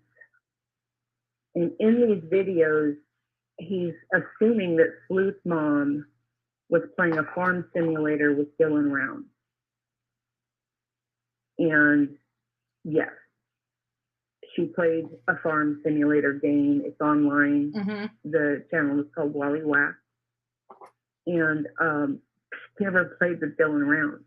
These people are under the impression that when somebody is streaming live, that you're playing with them. I'm using air quotes. But you're not playing with them. They have a chat just like you do right now. Mm-hmm. And they can read the chat and they can respond back. And so I am actually on one of those, and they have it pointing in the video saying tea with Grandma Sherry. And then our other moderator is on there. And the attack against us personally started because they were accusing this other moderator of, playing this farm simulator with Dylan. Mm-hmm. And they have video with audio, and that's not the case. Mm-hmm. But anyway, so Salty Pancakes made these 2 videos. In one of the videos, he shows my Facebook profile. He shows a friend of mine's profile. He shows my ex-neighbor's profile. He has Candy Howard in there, and pictures of other people that follow Sleuth Mom and their families. And then the video, he says that I'm Sleuth Mom's mom. Mm-hmm. and that we're ringleaders in human trafficking. And I've just had enough. Yeah. I've just had enough, you know. Let me ask you, so- if I were to send you an affidavit to fill out what this man has put you through, would you be willing to fill out the tell your story and have it notarized? So, because I want to find victims, I want to have affidavits attached to my complaint to the state of Florida, if possible. Yeah. You know. Yeah.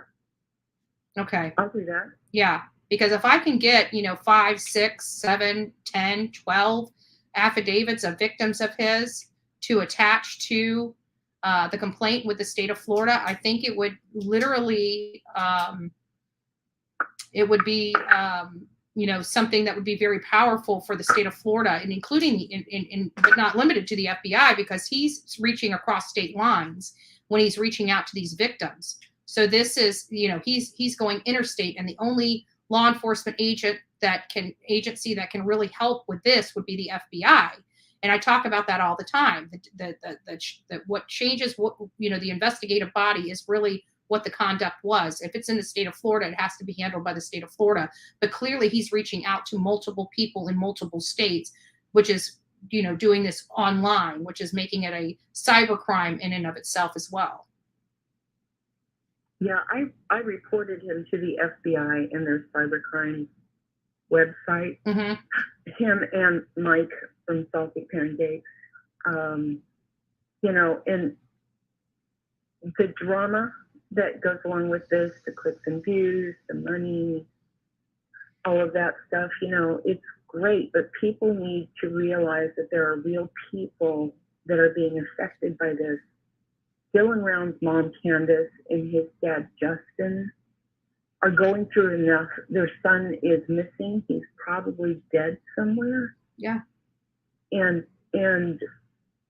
to have to go through the maligning of their character and Dylan's character, and then reaching out and trying to, scare Ruth Mom's followers and her moderators, in order to get information for her, just so he could call and harass her, and all she did was what the family wanted her to do. Yeah. She did the first video on Dylan Round after she saw flyers on Twitter. Right. She had an interview with Candace. And then Candace sent her phone calls that she said, put out before, we make this press release saying that we're no longer working with Jim. Yeah.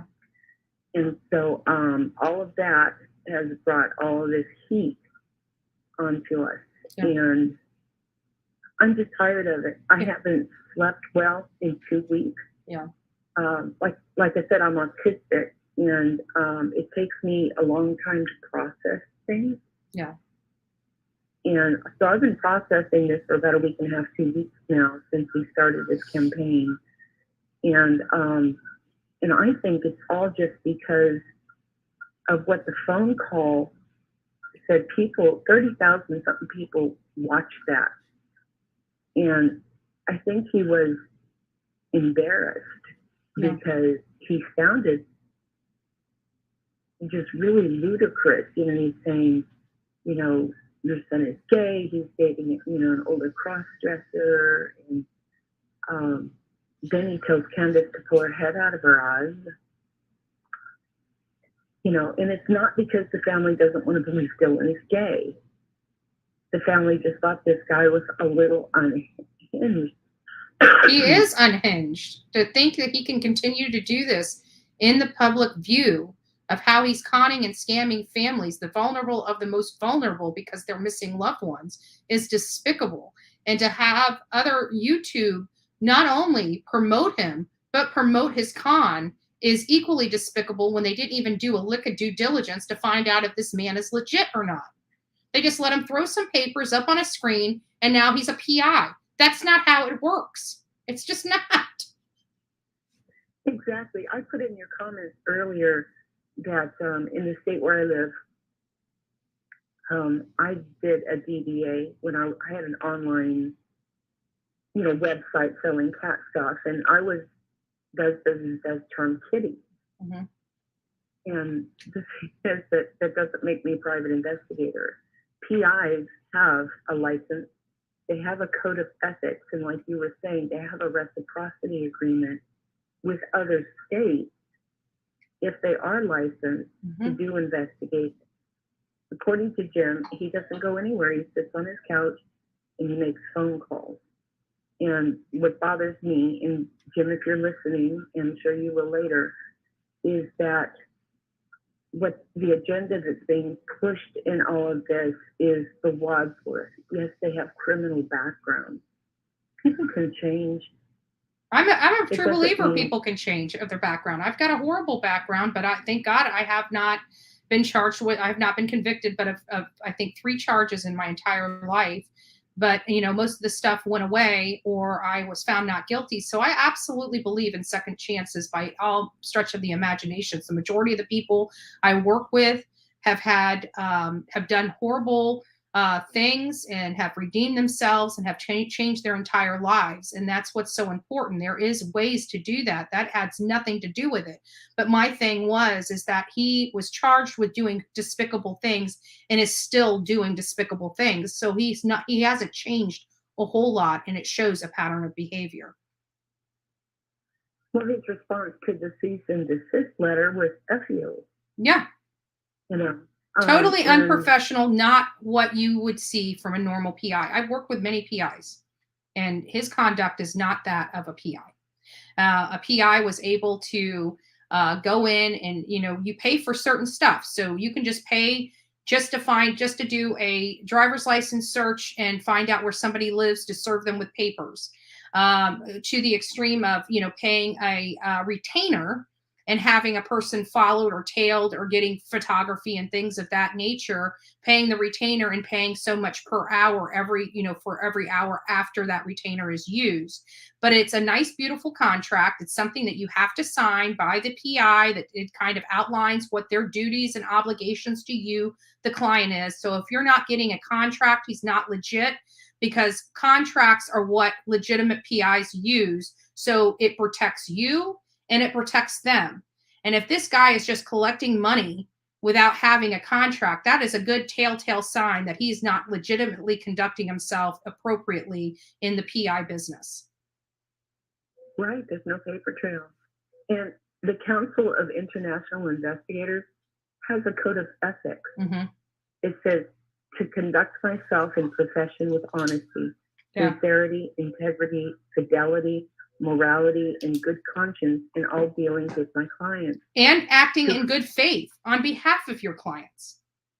It says to preserve forever my client's confidences under any and all circumstances, except where the client's interest is contrary to criminal law.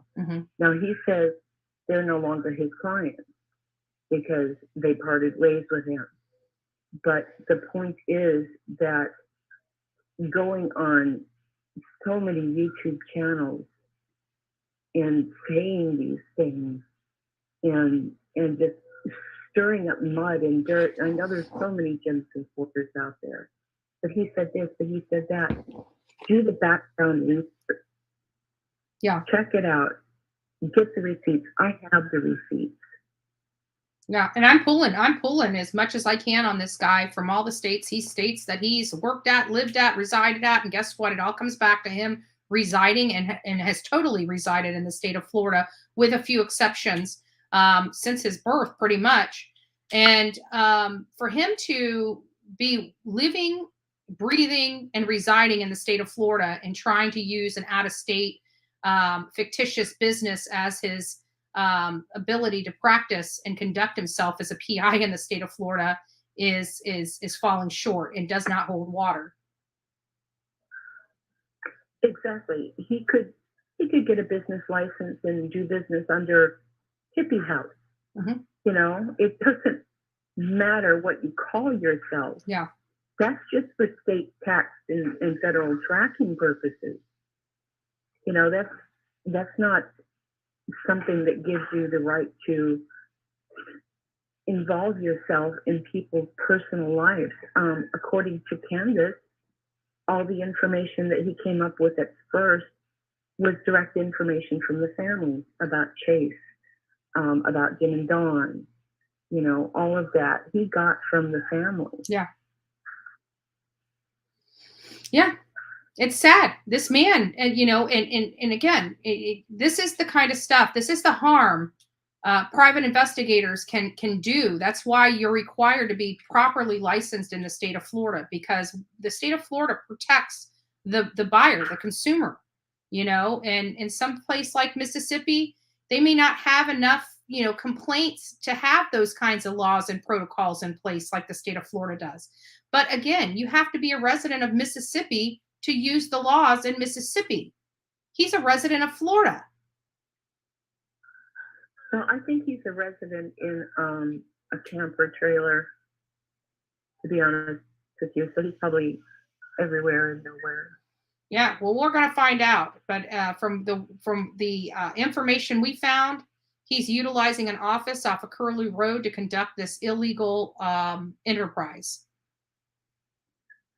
Yeah, that's supposedly his dad's music shop. Yeah, but apparently it even said in the back, apparently there's a back office to that music shop.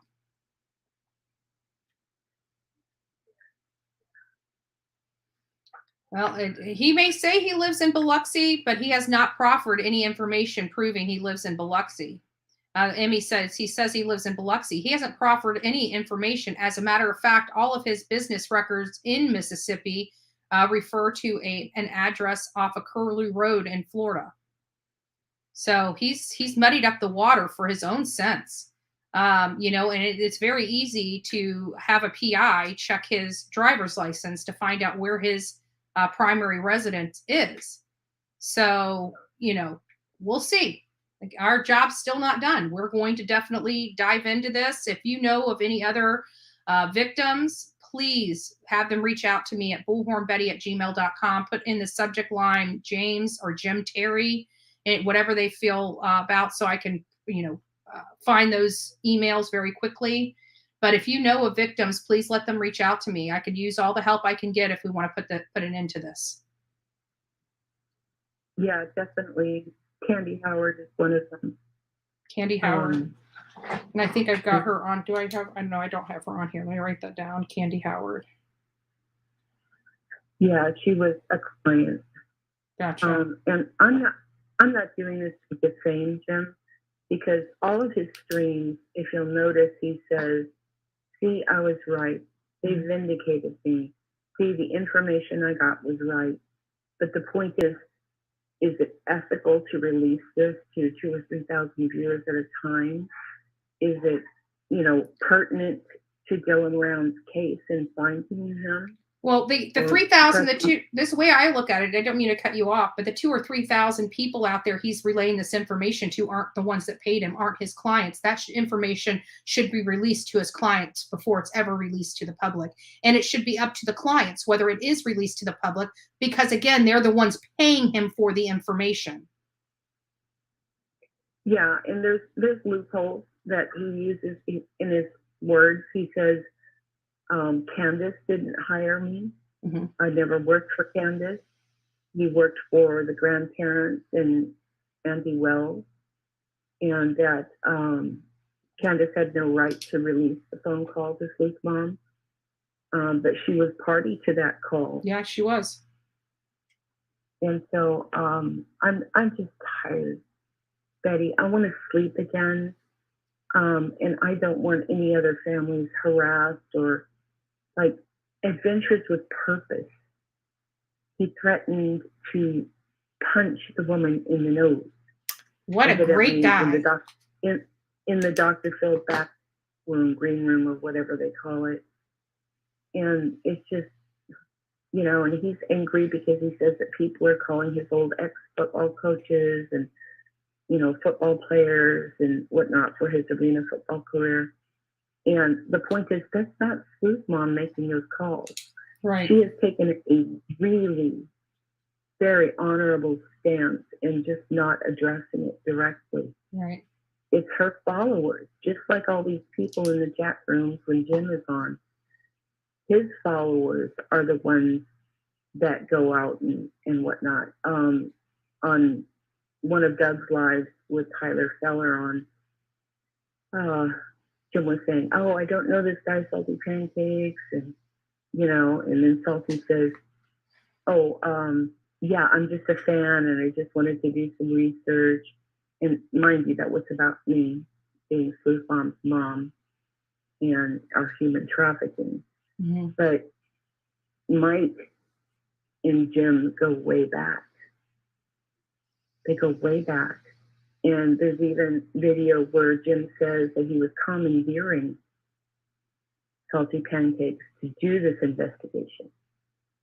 And so it's just, you know, there's a 19-year-old kid out there, and I don't want to get emotional, but me as a mom, you know, my boys were 19 at one time. And actually, I just had a recent thing where my 18-year-old granddaughter kind of up and went missing for a while, and I was freaking out. And so I can't imagine what the family is going through. They're holding together. They're trying to maintain, you know, she doesn't cry. I don't really cry either, because I feel like if I started to cry over all the family members that I lost and all the tragedy in my life, I feel like I would never stop. Yeah. And so I want to thank Xanax, and I want to thank Jesus that I haven't lost it myself. All right. It's sad what they're doing to this family. It's sad. And it's sad that somebody like No Thanks Investigations is jumping on board with this horrific harassment of Dylan Round's family and giving this guy a platform when he has a fictitious name, does not reside in Mississippi. Everything in Mississippi is directed back to the state of Florida. And this guy is out there trying to prey upon victims for money. And that is sad. Well, yeah, it is. It's just about money. I mean, and the thing is, they don't even have a facade of this is going towards whatever. It's just money for them, and the merchandise of Loose Skunk, and now just Bulldog Terry T-shirts and mugs and whatnot that are going to be available. It's probably a joke. But this is not a joke. This is real life. These are real people. Yeah. And these are real victims. I mean, think about the emotional duress that they're putting across the Rounds family. And just let the Rounds family know that we have strict laws here in the state of Florida where he resides, where he can be brought up on a civil action for infliction of emotional distress. And I actually hope they do. I hope they go after this animal, because that's the only way he's going to be stopped, is having one family that is his victim stick up and actually push this through so he does not do this to another family. You know, that's what it's about. It's not about, you know, adding more emotional stuff to their plate. It's about them making sure no other family has to go through this again. Exactly. And it's, you know,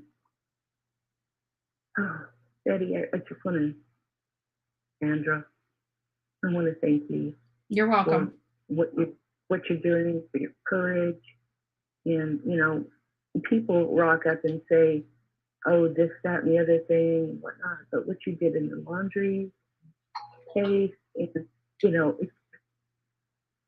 I'm just so thankful for people like you that do have courage, that want to stand up. And honestly, I'm shaking right now, because I don't want them to come after me again. Mm-hmm. My career, I'm licensed in 49 states in the United States.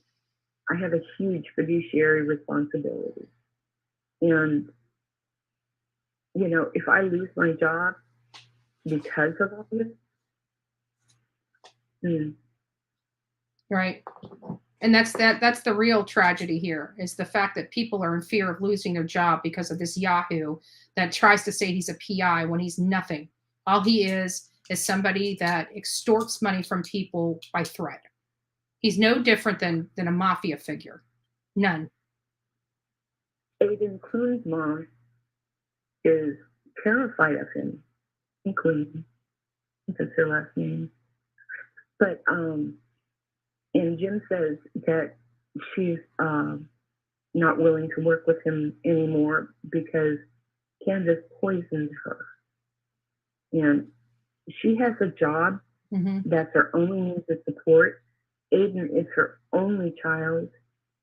And yes, Aiden was having mental health problems, but the point is that, you know, for a woman to be so terrified that she stops bringing awareness to her missing son, and she stopped seeking help to find him because of harassment, because of fear of losing her job, of you know, personal things being outed. So it's like, yeah. Well, I appreciate your call. Thank you so much. I hope you can get some sleep and just know that we are going to be pushing this forward. I'm going to be, you know, doing what I can on the backside of this to make sure that the state of Florida, as well as the state of Mississippi, is well aware of what this is, what is truly going on here, so it doesn't happen to anybody else. I'll email you so you can send me that affidavit. I appreciate it. Thank you so much. Okay, God bless. God bless you. Bye-bye. So we've got a lot of people going on here. And just to address a person in the room, yes, this is way, way different, because I'm not going after victims. The Wells are not victims. The Wells are not victims. What they did to their children, what they made their children live through, what they made their children witness, they are despicable, disgusting people. And I conducted myself within the laws. This man is not conducting himself within the law. There's a big difference. I broke no law. He's breaking a lot of laws. Big difference. What I did, I cannot be held accountable for criminally or civilly. This man can. Big difference. Huge difference. Huge. And if you can't see that, know your rights. Know the law. Okay? Every time I go out, I notify law enforcement of what I'm doing. I have law enforcement call me. I coordinate with them. I make sure everything is always above board. Always. Even when we did our candlelight vigil, guess what? Included TBI, included law enforcement. I include everyone. I make sure that all my conduct is done above board, because I know what my rights are. I know that if I want to protest, there's nothing law enforcement can do, but I always give them the professional courtesy of knowing exactly what I'm doing and how I'm doing it. So they're safe and I'm safe. And the people that I'm with are safe. It's how you conduct yourself. So if you don't realize that what I do is lawful, then I'm sorry. There's nothing I can do for you. What he's doing is unlawful. This whole little loophole he thinks he's found in the system is unlawful and can be proven. No comparison. Absolutely none. Follow the law or don't follow the law. There's the difference. I follow the law. He's not following the law. He's actually trying to find loopholes in the law so he can call himself a PI when he's not. There is a huge difference in that.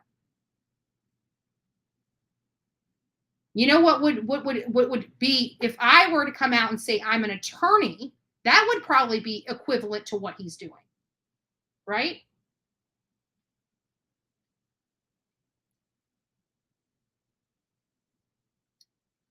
I hit send saying thing. Okay, as long as you're on the side of truth, you will not lose. Exactly. No comparison whatsoever. But I wanted to address it because it was in the room. It was a respectful opposition statement, right? But again, it is completely different because what I did to the Wells was above board and was known. It wasn't like we didn't notify law enforcement. We have videos of law enforcement walking up asking, where's Miss Griffin? Hi, Miss Griffin. My name is Sergeant so-and-so with the state police. We wanted to make sure that we show you where you can set up, right? You don't get that from conducting yourself illegally. You get that kind of respect from law enforcement for conducting yourself properly and within the law. That's how you get that kind of cooperation from law enforcement. What he's doing is totally different. Didn't voice say she knew him, worked with him before. Maybe she knows some things, some info regarding him. I don't know where she went. You know, there was this big blowout months ago with her right in January, right before we were going to Tennessee. And so, you know, I haven't heard from her since because she went crazy on me. I didn't do anything to her, right? She got mad at me. So I don't know. Would like to talk to her because this might be right in her wheelhouse. Don't know. You guys reach out to her, let her know, reach out to me. I'd like to find out. This is maybe something we can unite on for the betterment of the community. So the community is not scammed or conned by this person that has no private eye credentials or education. And I'm curious what programs he uses. And I wonder if he will produce the receipts to those programs that he uses, those professional PI programs that you have to pay monthly fees to, since he's collecting all this money from his victims. What programs does he use? And can he show me his monthly statement that he's been using it for all these months like normal PIs do?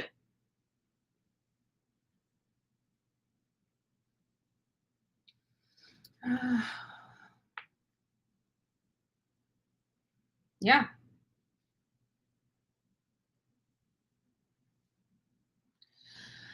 Well, he's gotten away with it for this long. So though it may be criminal, what he's doing, he must be doing something that's lawful, right?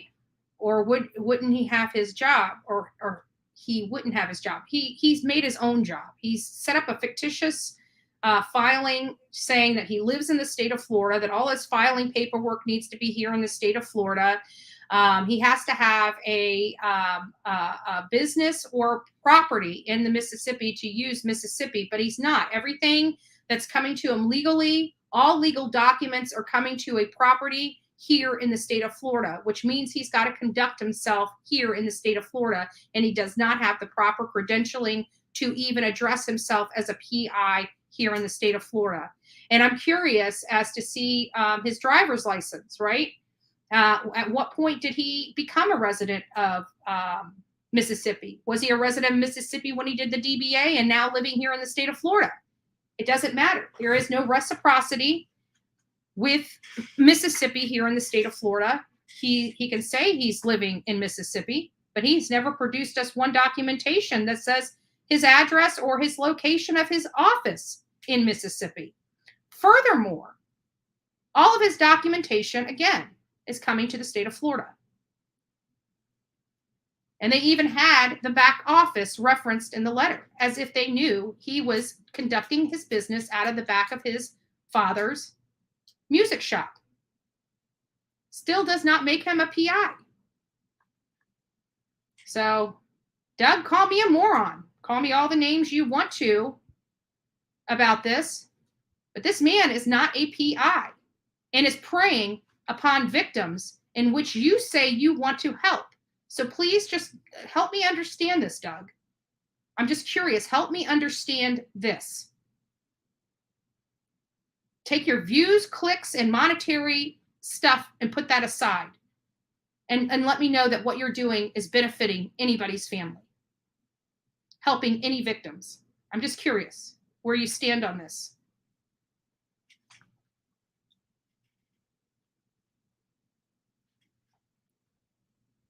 And he went on Doug's panel and said that Candace and Justin still owe him money. But in the same sense, he sits there and says that they're not his clients. So which is it? Are they his clients? Where's the contract between Jim and this family? Where's the contract? I want to see what's in that contract. I mean, he doesn't mind putting all their other information on blast. Where's the receipts, Jim? Where's that contract that they signed? And what work did you promise that you would do for them for that money?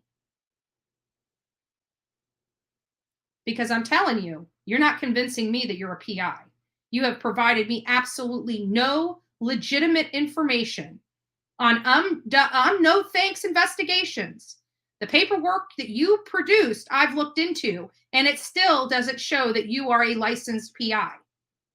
So please help me understand how you are a licensed PI to conduct business across multiple states from the state of Florida. Would like to know. Would like to see it. Call me a moron and prove me wrong. Call me a moron and prove me wrong. I have a funny feeling you're not going to be able to.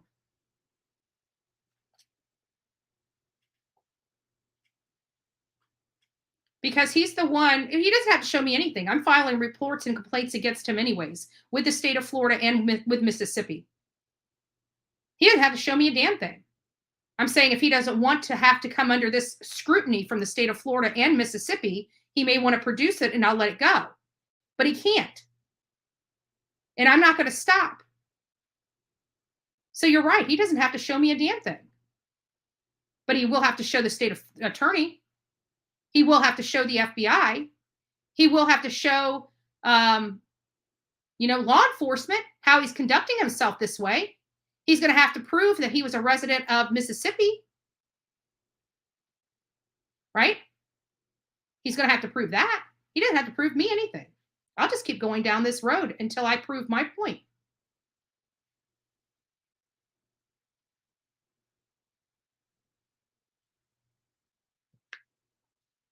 I did hear him on Doug's Live that he doesn't refund money back. That tells me a lot. Absolutely.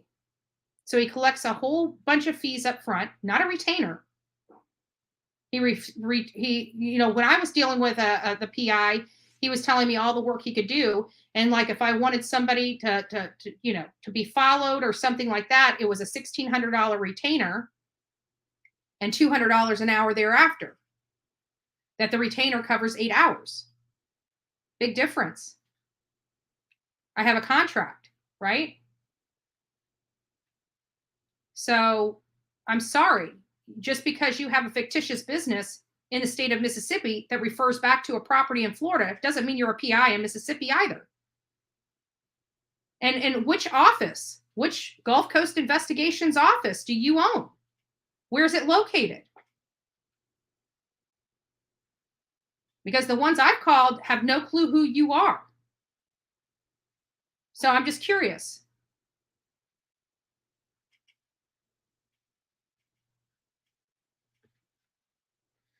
Look at Doug's views prior to being involved with Jim and then look at his views after being involved with Jim per the reason he's doing 5-hour streams about the same shit. Exactly. Buyer beware.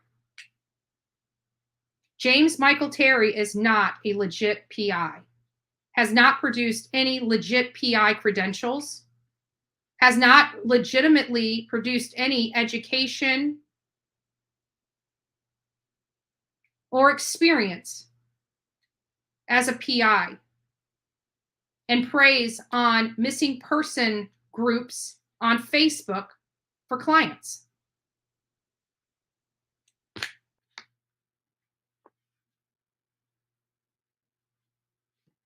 I've worked with them too, most recently. Many of you guys know why.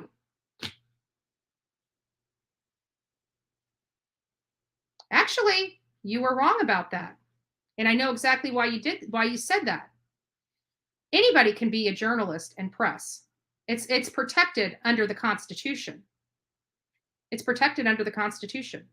You don't have to go to college to become that. There's no requirements in any state in the United States to become a journalist other than stating you're a journalist, having an outlet like, say, Bullhorn Betty Show. I could make a badge right now with my logo, Bullhorn Betty, and put press on it. And that protects me under our Constitution and gives me those rights. That's a big difference than being a PI that requires you to be credentialed and requires you to have a bunch of stuff. Reporting the news is not rocket science. Reporting the news doesn't injure people, doesn't con people out of money. So I understand what you're trying to say and the dig you're trying to have, but again, you don't understand what you're saying, nor have any knowledge about the law, because it's clear in your statement. And I'm not trying to say that disrespectfully, but know your law, because when you say stuff like this, it makes you look like you don't understand what you're saying or what the difference is. And if you can't define the difference in an illegal act and a legal act, there's a problem, in my opinion.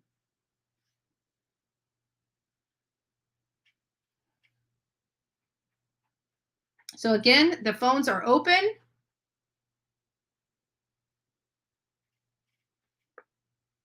Well, you know, I had no problems with the guy, to be honest with you. And then people were telling me, they're like, before you start giving him, you got to understand what he did, you know, him exploiting women and this, that, and the other. I didn't know about all that.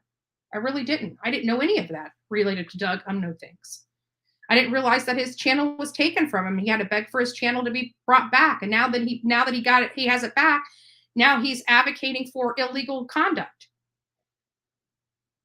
and hurting and harassing innocent families that are dealing with a lot. It's not cool. It's not cool.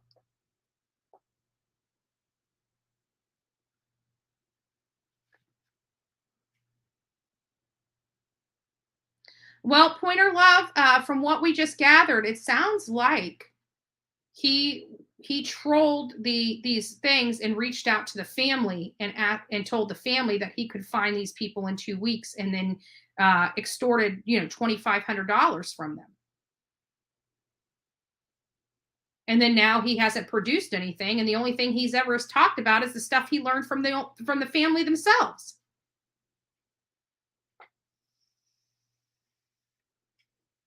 So that's my understanding. But again, I'm not an investigative body here in the state of Florida. This needs to be turned over to the investigative body here in the state of Florida.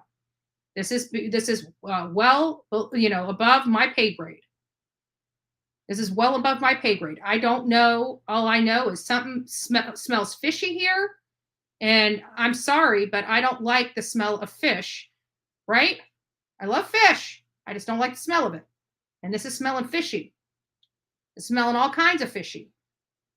And I need to make sure that the people that can investigate this and find out whether he's has the ability to practice as a PI is not for me to determine.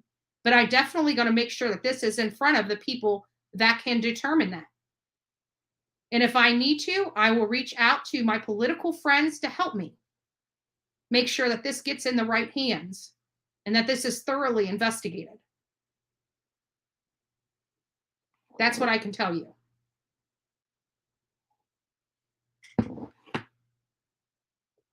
Exactly. That's when I met him.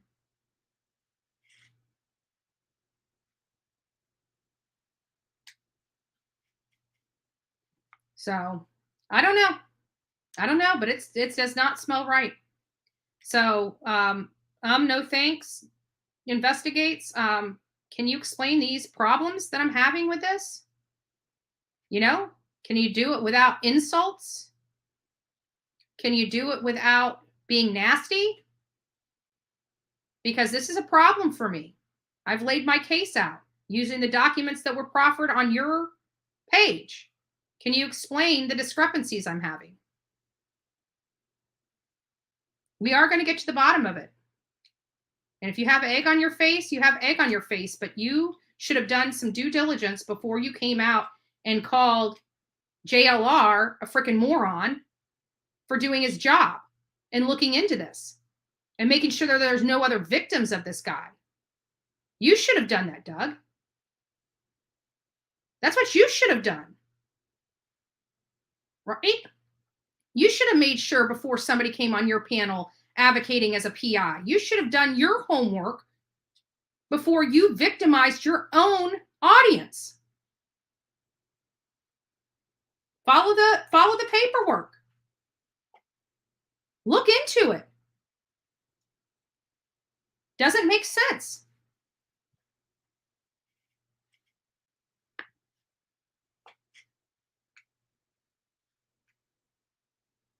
I have no problem with people making money on YouTube because that's what YouTube was set up for. But don't say you're trying to help cases and help victims when you're victimizing your own audience. And you're lying to your own audience because you allowed some con artist to throw a bunch of papers on your channel without even looking into them to see how legitimate those papers that he threw on your channel were.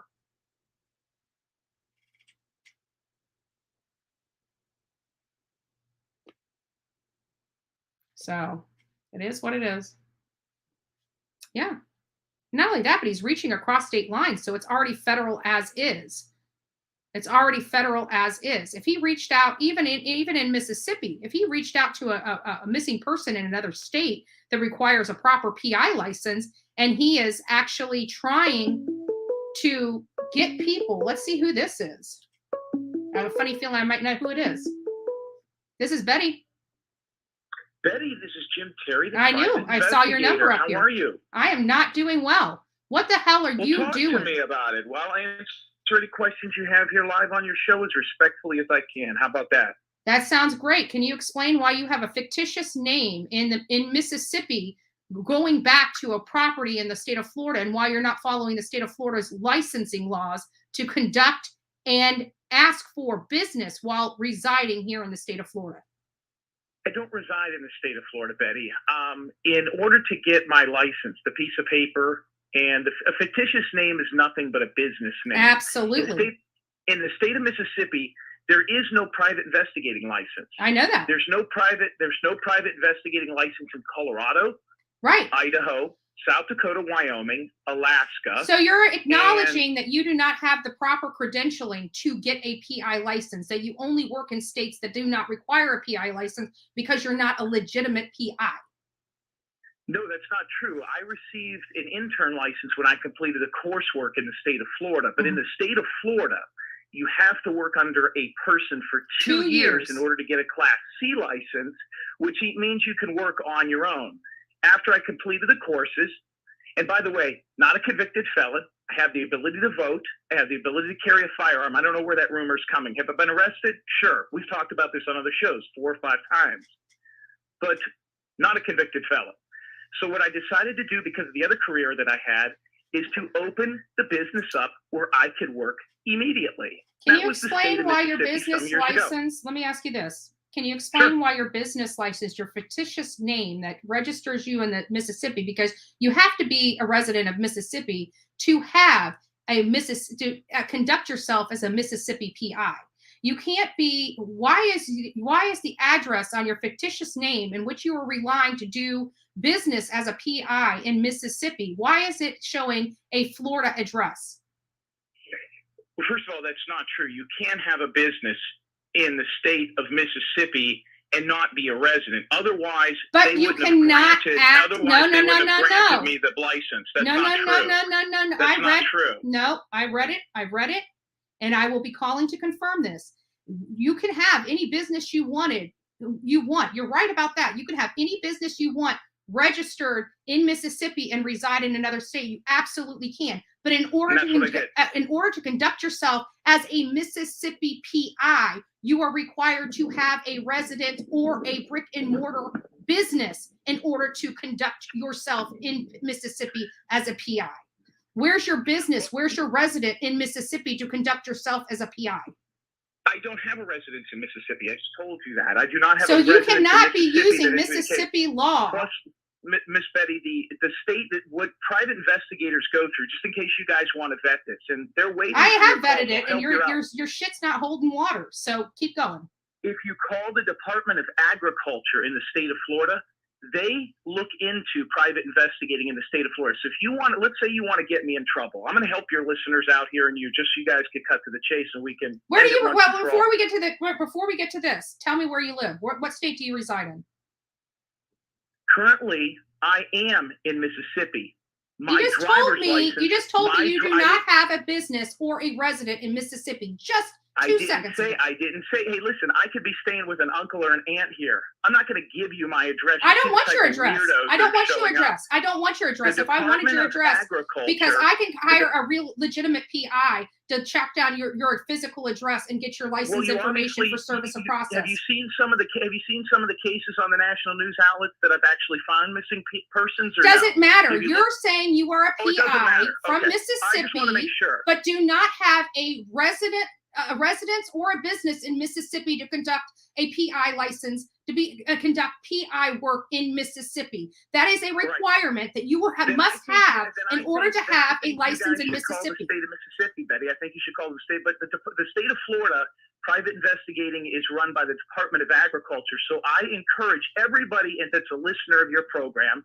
And listen, I like you. I think you're entertaining. You have never liked me from day one. You've been disrespectful to me. I didn't even know who you were. Yeah, I'm the one that you called out months ago when you were looking for that girl and telling about all her sexual behavior, which is disgusting to me, online while you're looking for this missing Army gal. And she was in the side of the road after losing her mother and losing her shit. And you're on Facebook and YouTube putting out all of her personal private information, including who she's sleeping with and when, and their ethnicity. It was disgusting. It was deplorable. You have no ethical conduct or ethical bone in your body. And you're sitting here telling me on the phone that you do not reside in Mississippi, but you're claiming Mississippi as the state so you can conduct your PI business. I'm asking, what state is your license in? Is it in the state of Florida or is it in Mississippi? Because that matters as to what law you are required to follow. My private investigating license is in the state That's of Mississippi. not what I'm asking you. Where is your residence? Michaela Nelson, who is the girl you're talking about, her family still calls me on a daily, if not weekly basis and thanks me for my help in that case. Call the Department of Agriculture. Oh, I'm calling the state attorney. I'm not. Call the Department of Agriculture in the state of Florida. They're very aware of who I am. They still have my old license in the state of Florida, which I would not have been able to have if I was a registered felon. But I just wanted to make sure that I cleared that up. You keep doing what you're doing. Let me ask you this. Where do you reside? Right now, where do you reside? The state that you reside. Why won't you answer my very simple question? Why won't you answer my very simple question? Why are you not answering my very specific question? What state is your driver's license registered in? Thank you so much, what Betty, state for is your giving me the platform. I'm glad I could answer the question. What state is your license? Where do you reside? Are you residing in the state of Florida or the state of Mississippi? Where is your license? Where is your license? Department of Agriculture in the state of Florida, Betty. Why can't you answer that question? Is your driver's license registered in the state of Florida or in Mississippi? Then tell me where you're residing at. Betty. Where do you? Then why don't you just tell me where you reside at? You're wrong. State of Florida or Mississippi? State of Florida or Mississippi? State of Florida or Mississippi? Where do you reside in? State of Florida or Mississippi? You need a hobby, Betty. Where do you reside in? State of Florida or Mississippi? That determines what laws you are required to follow. Are you a resident of the state of Florida or Mississippi? Well, I'll tell you right now, your numbers just jumped 20% by having me on. Oh, give me a fucking break. You know what? You are so pompous and you think your head is so big. And he couldn't answer a simple question because he's a lying piece of crap. What state do you reside in? Do you reside in the state of Florida or do you reside in Mississippi? Because that's the crux of where you are required to follow the laws at. And you couldn't answer that simple question. You are nothing but a scam artist, a con man, and you can't answer the simplest of questions. You keep telling me to call this and call that. I don't think they realize you're scam yet. They will. They will.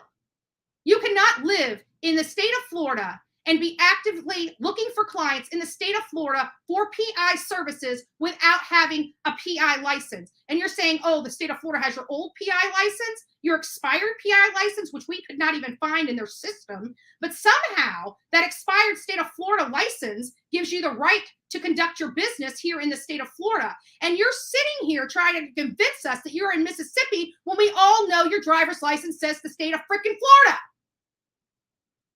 You can scam other people, but don't call on this show and scam me. You're not going to scam me. You're not going to scam my damn audience. You're a fraud. You're a fraud. That's what you are. couldn't answer a very specific question because he knows as soon as he answers that question, he knows he's in trouble with the law. You can't be a resident of the state of Florida and conduct your business out of Mississippi and sit here and actively look for clients in the state of Florida as a PI without possessing a PI license here in the state of Florida. That's not how it works. Wouldn't answer the question. Wouldn't answer a simple question. And hangs up on me because he can't handle the heat in the Bullhorn Betty kitchen. Can't handle the heat. Not a legitimate PI, preying on families. And I'm not done with you yet, James Michael Terry, con PI.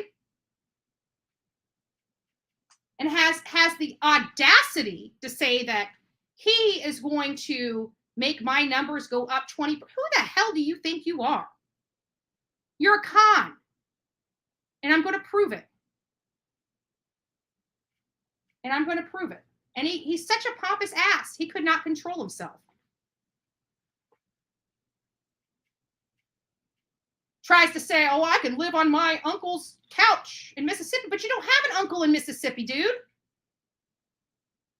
You have no family in Mississippi, as a matter of fact. None. How do I know that? Because I did my fact finding to know that. To know that. This guy's a con. He lives and resides in the state of Florida, does not possess a state of Florida private eye license, and from the state of Florida, he is trying to acquire clients as a PI. And you're telling me to call the Department of Agriculture? I'll call them too. But I'm damn sure calling the state attorney. I'm damn sure calling the FBI. I'm damn sure calling the Department of Business and Professional Regulations. And I promise you, I will also call the Florida Department of Agriculture and find out what is what. Because maybe they don't realize you're a full-time resident of the state of Florida. Maybe they just assumed you were here conducting business from your property in Mississippi, which you clearly told me you don't live at and don't have a business at, which is a requirement in the state of Mississippi to conduct a PI business. So please help me understand this, Jim. You wanted to call and talk over me, but couldn't explain these discrepancies. And when I kept asking you over and over again, I'm not asking for your address, right? I'm not asking for your address at all.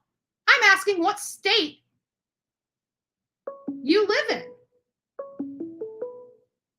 And you can't answer that.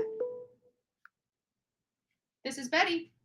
Hi, I'm sorry to interrupt your rant, but Hey, Amy. it's me from New Jersey.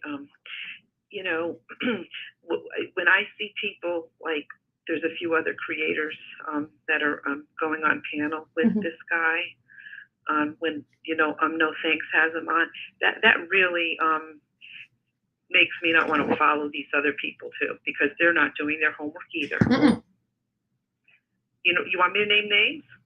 Well, let's stay away from creator bashing on here, but we know. I'm saying that we know the witch candle lady had him on. We've known there that. was a couple people. Yeah. There was somebody else that had him on, a Christian guy, and I just don't. I'm going to be really brief. I just stopped following them. If we have to stop following these people that are not doing their homework like you did. Yeah. Basically, because you're giving clicks and views, and I don't. To me, it shows the followers don't even care. And there's the other lady that always goes up with Doug. I really feel bad for her. Yeah. Because she's had her own issues, and she just goes along, and he goes on her panel and blah blah blah. She's going to ruin her credibility when she's just starting out. Yeah, I don't know who she is. I've never, outside of being on his panel, but I know she's not a fan of Bullhorn Betty because when I was up there on his panel talking, she, respectfully removed herself from the conversation, but it was noticeable that I could definitely tell she is not a Bullhorn Betty fan in the least. Before I go further, I just wanted to thank our two newest members, White Rabbit and Dazed. It's nice to have you guys. Thank you. That's all I'm going to say, because Okay. I just think that to me, like, it makes me not want to follow other channels. But what do you think when I asked him a very specific question? What state is his driver's license registered in? Not to be political, but I felt like I was watching one of those political debates where one of those opposition parties get called out for their BS and shenanigans, and they skirt the issue and they turn it right back on the other person. Yeah. There you go. That's to me what it reminds me of. It reminds me of political season. He's like a snake oil salesman. Yeah. And he couldn't answer a very simple, benign question. Where is your driver's license registered? You put him on the spot, and he couldn't answer. He wouldn't answer because that would acknowledge that he lives and resides in the state of Florida, not Mississippi. Right. It's going to be easily to be proven because these driver's license offices can see when they registered their driver's license, when they moved back. All that stuff can be typical narcissist. There you go. Yeah. That's what he is. I hope it comes back to him. Yeah. So do I. Have a good day. You too. Happy 4th. God bless. You too. Bye. So, sorry, this is not, if you're going to come here and you're going to want to tell me where I need to be. First of all, let me explain this again, Jim, if you don't know. I went to college. Okay. I've got, which I showed. Let me show it again. So everybody knows I'm showing my receipts.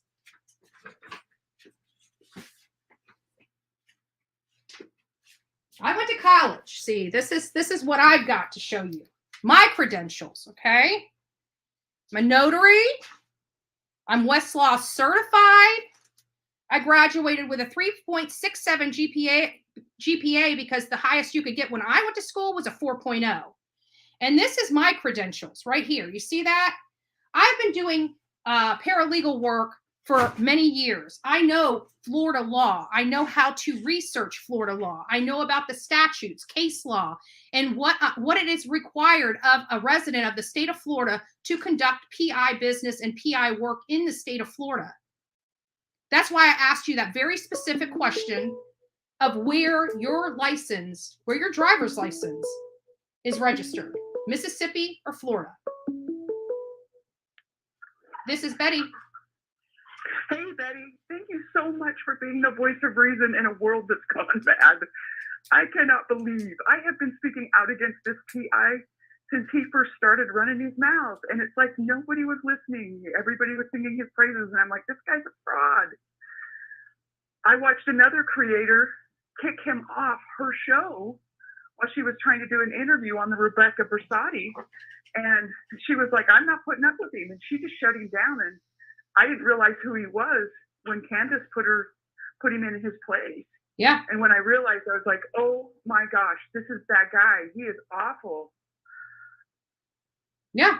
He's horrible. And he has no ethical bone, no moral compass in his body. He is fat. He thought. And everything he said is just BS. And just like you said, airing people's, Dylan, saying horrible things about Dylan, that haven't even proved to be true. Just a bunch of rumor and gossip. This was a farm kid. Farm kids don't have girlfriends a lot of times. They are focused. They are workers, and they'll do that shit later. Yeah. They're not. And not only that, but when they do find the right one, they're very loyal to that person. No matter whether he is that way or not. How does that have any bearing in this case? Oh, because he might have been with somebody. Well, telling the family that he's with a 60-year-old man is kind of gross and most likely not true. Yeah. Well, and as it turns out, I mean, it doesn't even look like it is Kurt, or his family that was involved in it at all. As a matter of fact, it appears that they're just as concerned about him as the family is, and not because they're in love with him and some romantic tryst. It's because they genuinely cared about the kid. Yeah.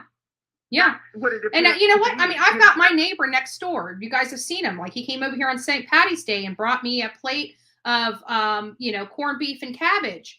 And, he is a friend. He protects this house when I'm not here. You know what I'm saying? He takes in the mail. He does. There's nothing going on. He's just a neighbor. He's a friend.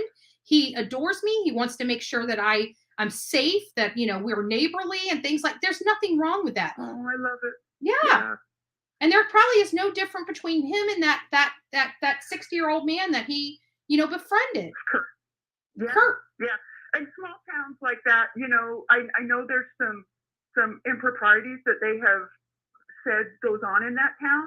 And what town doesn't have those? But small towns also have that small town thing where they watch out for each other. For each They other, take care of each absolutely. other. It's not a vigilante. I grew up in a town of 100, for hell's sake. I know what that's like. Yeah. Where even though you come from different ethnicities, whether you come from different religions, it didn't matter. The community came together as a whole for different events and different trauma that happened within that community to help families. They didn't pull apart. They didn't, Anyway, I think they're onto something with the Brenner thing. I hope that it makes sense. And there was also another person that was arrested that was of interest to me too. Everybody's focusing on James Brenner, but there's actually about the guy before that, Salazar or something. Yes, like that's him. That's him. And I've got a picture because I made sure I took a picture of that, so I didn't forget the gentleman's name. If I can find it here real quick. Is it this? Yeah. But yeah, he was of concern for me, and it looked like a squatter with James Brenner.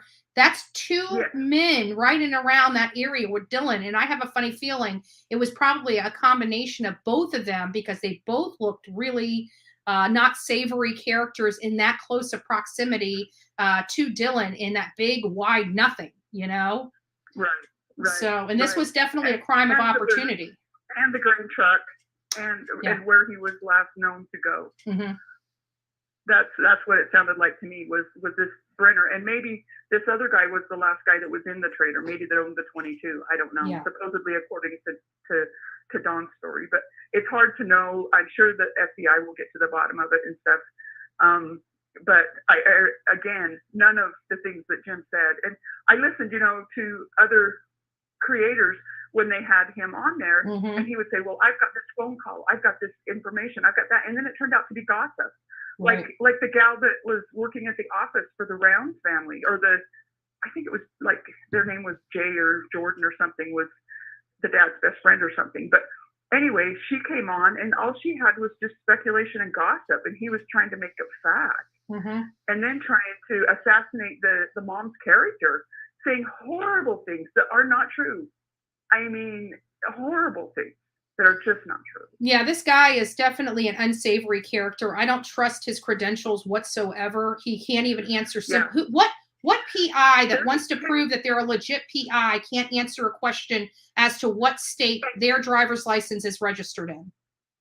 And it seems like the families that he's targeting to do work for, it's him targeting them. It's not them reaching out to him. Right. And then he'll say, oh, well, everybody was blowing up my phone, so I thought I better call and see what the big deal was. Oh, no, he was just sitting online trolling from his armchair quarterback, stance, and looking for reasons to call in, And then he's like, oh, yeah, I'm at steak dinner while he's in his bathroom brushing his teeth. I mean, he's so full of shit. Yeah. I mean, and I want to know what program he uses to do his investigative work, because these companies have to have a license in order to give you access to those programs. And we're going to find out none, because he's not properly credentialed as a PI to have access to those types of programs. He hasn't bullied some law enforcement people into giving him information they shouldn't give him. Yeah. Because that could cost people their jobs. Just like that gal, I'm sure that office girl lost her job in the midst of all this. I don't think the family would tolerate that. But it's sad that he gets people involved. And one of the other interviews that I listened to was the mom and the son, where the searchers pulled up at the mom's property while the son was there. And you could tell that they were just like put off by Jim Carrey by the end of the conversation. They were just like, look, dude, it's not what you think. We were fine. My son wasn't threatened. He was just caught a little off guard because these people were searching and he didn't understand what was going on. Yeah. And Jim was barking up the tree trying to make something of it. Like they terrorized him, they scared him, they frightened him, they threatened him. And they never did, the searchers never did any of that in an attempt to discredit the mom and the family, because she was like you.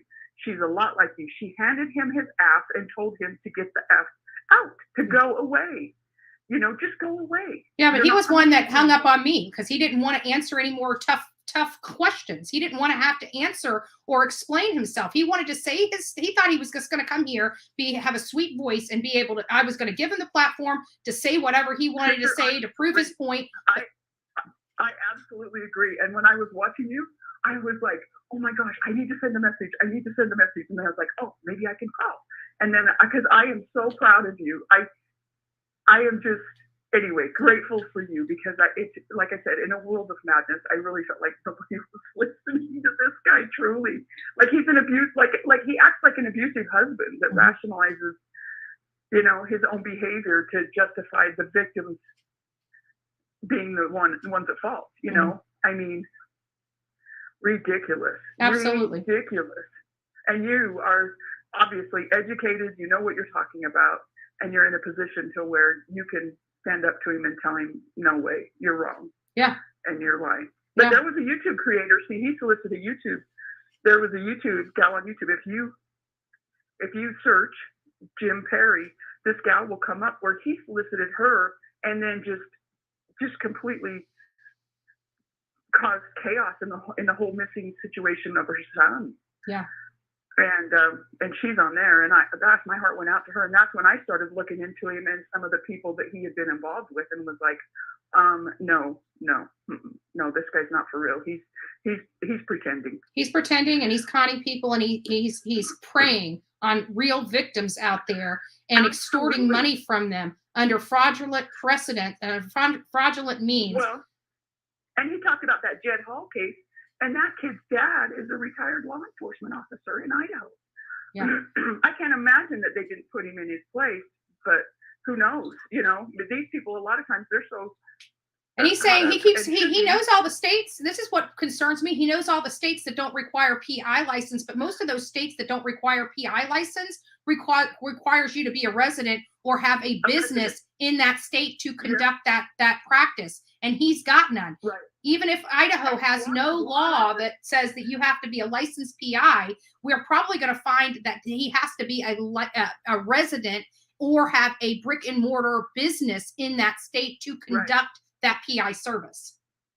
Right. And I'll tell you, if the Wofford Law Office can't get it done with him, they'll get somebody who can. Yeah. Woffords have been in the Idaho Falls area for years and are well respected. Yeah, I plan on reaching out to them with my findings as well. I don't care what the wife's name is, if it's Twinkie or not, well respected people. Yeah. And have done a lot for the community in a lot of situations, not just divorces.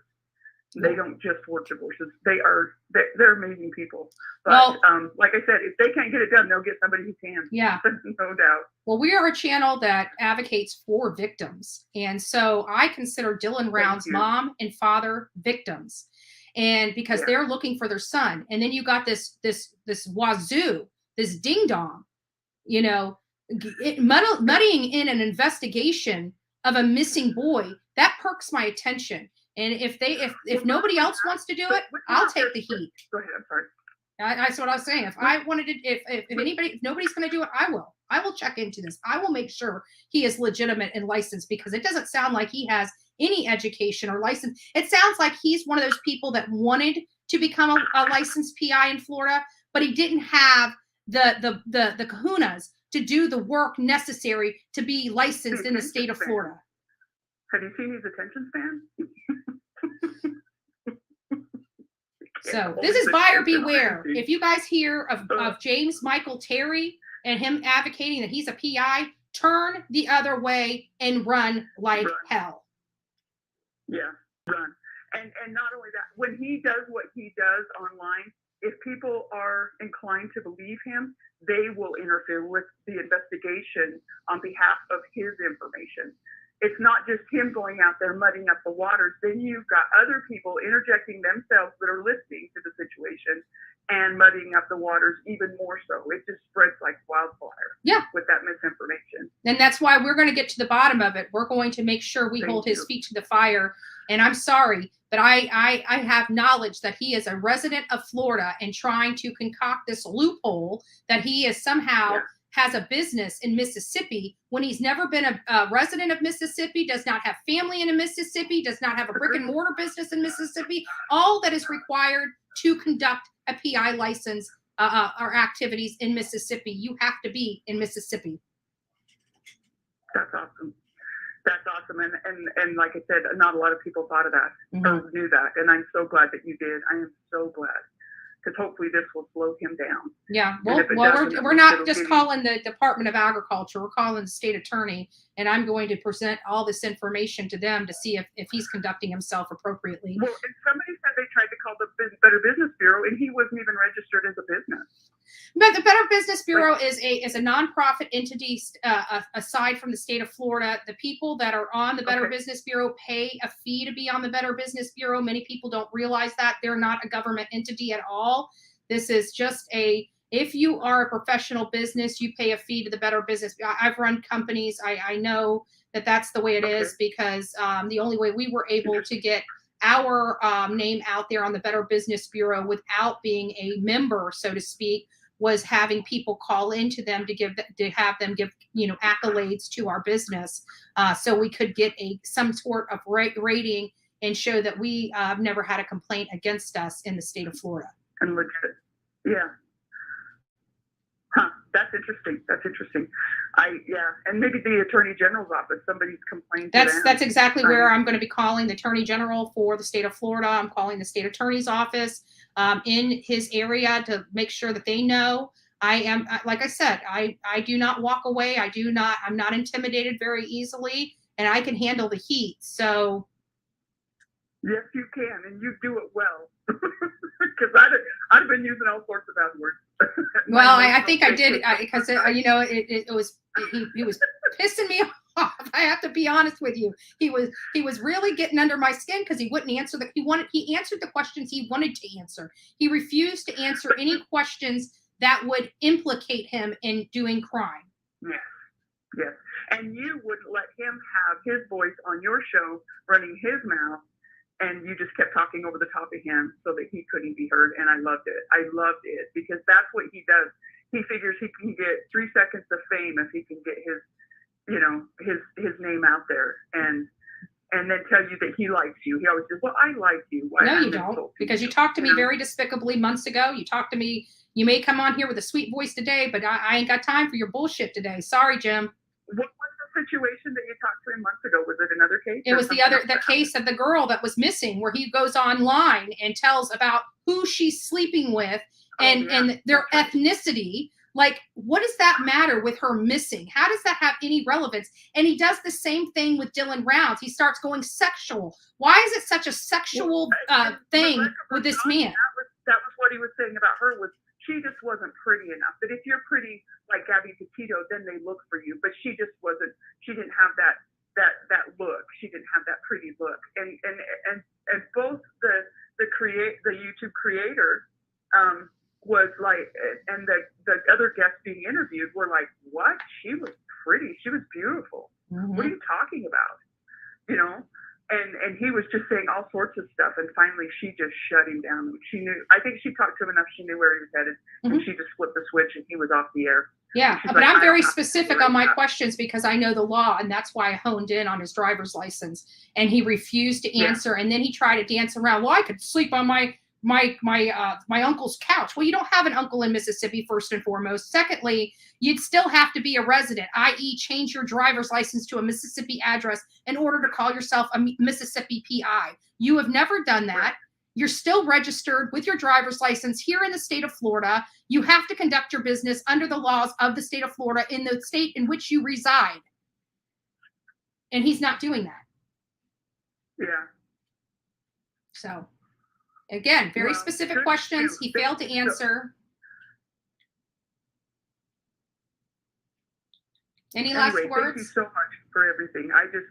Again, thank you. Yeah, you're welcome. Absolutely. My pleasure. Thank you. Please make sure Dylan Round's family know that there are creators out here that are really advocating for them and their son. I promise they will know. Yeah. All right. Well, I appreciate it. Thank you. Have a happy 4th of July. And God bless you. Yeah, and you too. Thank you very much. Bye-bye. Okay.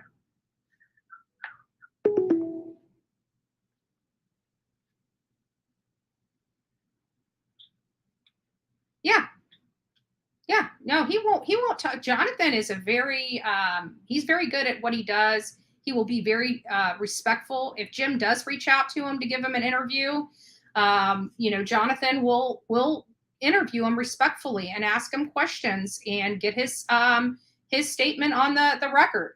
But again, it comes down to where is your driver's license registered? What state are you residing in currently?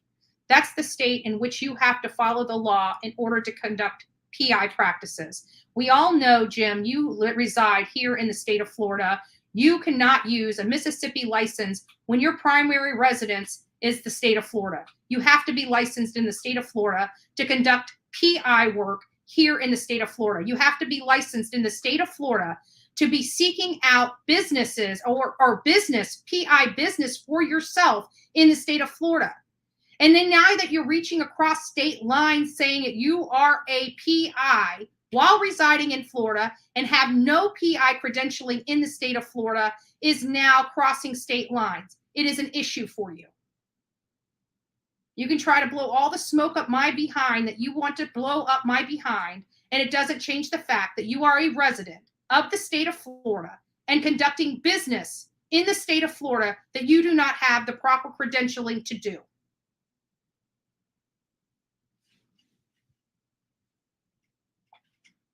And we're not even going to get into the 2009 protective order from Robert, what's his name?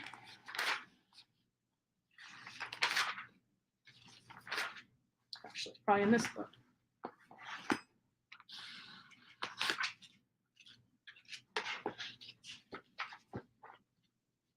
What is that gentleman's name? Robert, 2009, protective order. Continued protective order. 5 months they kept giving him a protective order against you. Can you explain that? Can you explain that? Where the hell did I put this man's name down? I wrote it on something.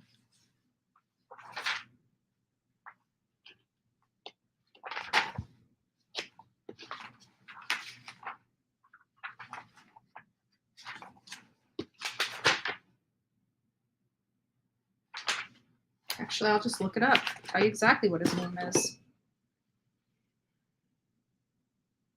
Again, like I said, Mr. Terry, we are referencing and cross-referencing Robert Trader. Remember the protective order that you had with Robert Trader? Can you explain yourself on that? Oh, and that was in the state of Florida too. Your 2 grand theft were in the state of Florida. Everything about you is in the state of Florida. So can you please tell me how you have a PI license in the state of Mississippi, which requires either you working out of a residence in Mississippi or have a brick and mortar store in Mississippi, which you told us live here today, you have neither. So even if you were sleeping on your uncle's couch in Mississippi, doesn't make you a resident of Mississippi. It only means you're a guest there. Until your driver's license has a resident address in Mississippi, you are not a PI in Mississippi because you filed a fictitious DBA in Mississippi. Because that address even goes back to your Florida address. No, James Michael Terry. Yeah, his is 1976. So, yeah, it's been dissolved as of now. It's been dissolved as of now. But this is a man that's targeting families, stating he's a PI out of Mississippi, yet he resides in the state of Florida. He is only using this PI Mississippi crap so he can try to advocate that he's a PI when he has no credentialing to be a PI. He's not even following the law in Mississippi to have a PI license or to be able to conduct himself as a PI in Mississippi, because again, it's very clear on their paperwork that you are required to be a resident of Mississippi and or have a brick and mortar store in Mississippi to be a Mississippi PI, which he just told us right here he doesn't have.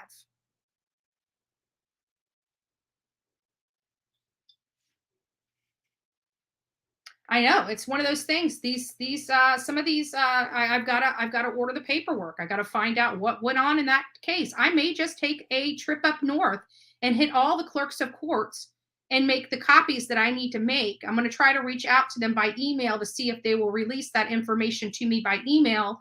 And if they can't do it in a good turnaround time, I may just go up there and pull the entire file and take photos so I can bring it back to you, so you guys are well aware of who this guy is. But Jim, you did not get any brownie points here because you refused to answer what state you reside in, and we all know you reside in the state of Florida. And that is what makes you illegitimate as a PI. You have not gotten the proper credentialing in the state in which you reside. That means if you reside in the state of Florida, you are under the state of Florida's laws, not Mississippi's laws. Get it right. Understand. Doug, you need to understand this. You need to understand this. Have him produce his driver's license to you, since you're buddy-buddy. You can redact the information on his driver's license. Let me see an unexpired Mississippi driver's license in your live tonight.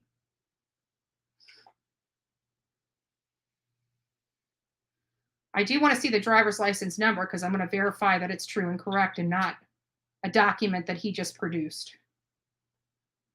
Because at this point, I've got to question everything related to this man. Everything. So we only have 161 likes. We went over quite a bit, folks. If you guys had not had an opportunity to like this program, please go out now and give me the thumbs up.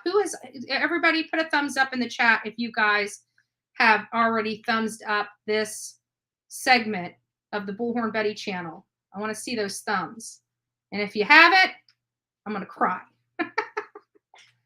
Right?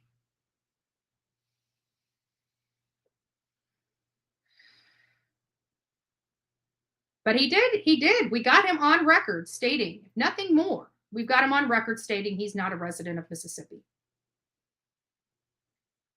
And then the reason why he didn't want to tell me what state he resides in, what's on his driver's license, because he didn't want his address docs. I never said anything about wanting to know what your address is. If I want to know what your address is, Jim, I would call a legitimate PI and find out what your address is. Just saying. Thank you, guys. There you go, Machete Betty. So, Doug. Hello? What say you? Just curious. I'm sure you're probably going to go on there and probably say unsavory things about Bullhorn Betty, and you can go down that. You can go down that rabbit hole if you want, but you know what I'm saying is legitimate. You know damn well he resides in the state of Florida. He cannot use a fictitious business in Mississippi as his credentialing for being a PI in Mississippi when he doesn't even reside there. I think I hit that hammer home. I think I hit the nail on the head. And again, we had Jim Terry call in, wouldn't answer. He answered the questions he wanted to answer, refused to answer any other questions. And believe me, we will be calling the Department of Agriculture. We will be calling the general attorney for the state of Florida. We will be calling and making reports. I want to make sure that you are as legitimate could be. And I have a funny feeling we're going to find out you're not. And I'm also going to be filing a complaint against you with the FBI. And I'm not even going to do it over the online. I'm actually going to go and sit down face-to-face at our FBI building here in Sarasota to make sure they understand exactly who you are. Because if I want something done, I'm going to do it myself.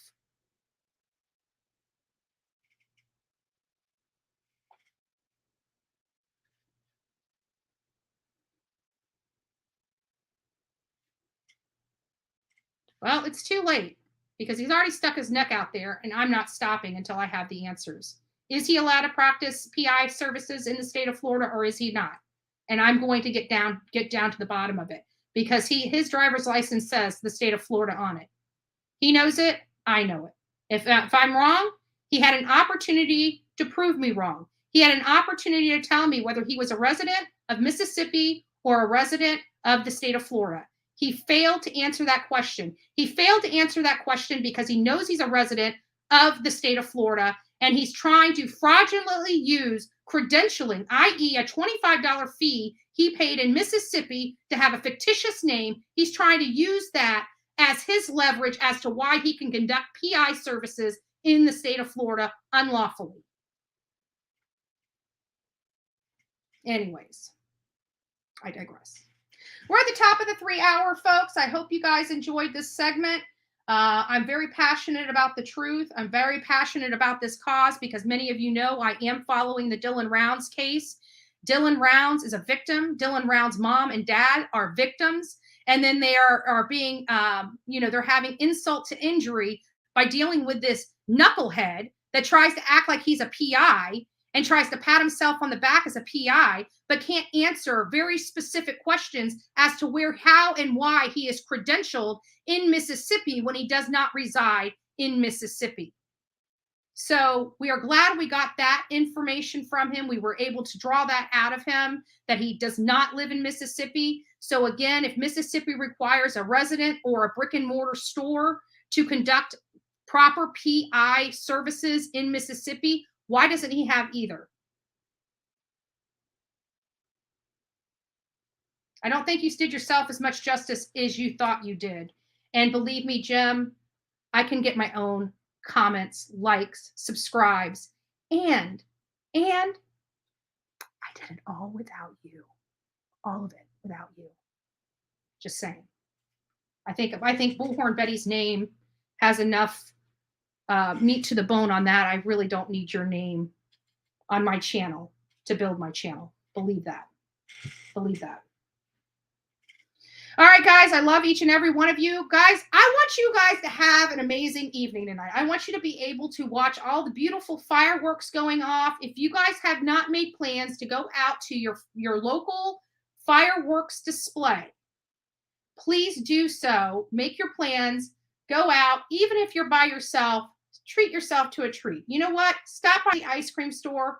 Go lay out on the beach. Go lay out on the lake. Go wherever your fireworks display is going to be and just sit back and we talk about the language of letting go and feeling and being in and being around and doing for you even when nobody else is. So do yourself a favor. Even if you don't want to, you may just go out there and it's like, oh my gosh, I forgot how wonderful and how good fireworks made me feel inside.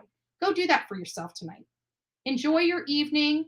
I love each and every one of you. God bless each and every one of you. And happy 4th of July, the Independence Day of the United States. God bless you.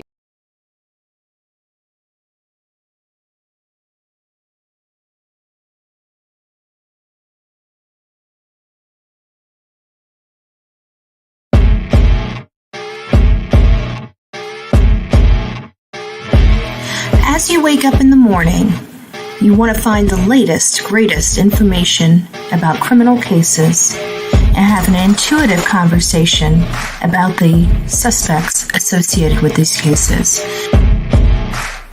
Head over to the Bullhorn Betty channel on YouTube.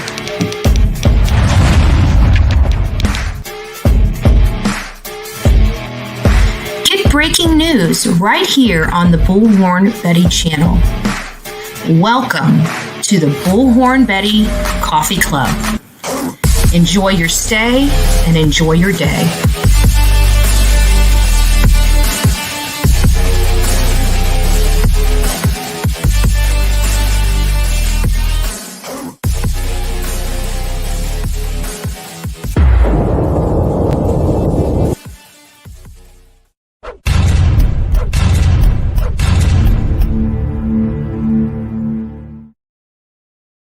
And Rebecca reminded me, don't forget to be fearless, folks.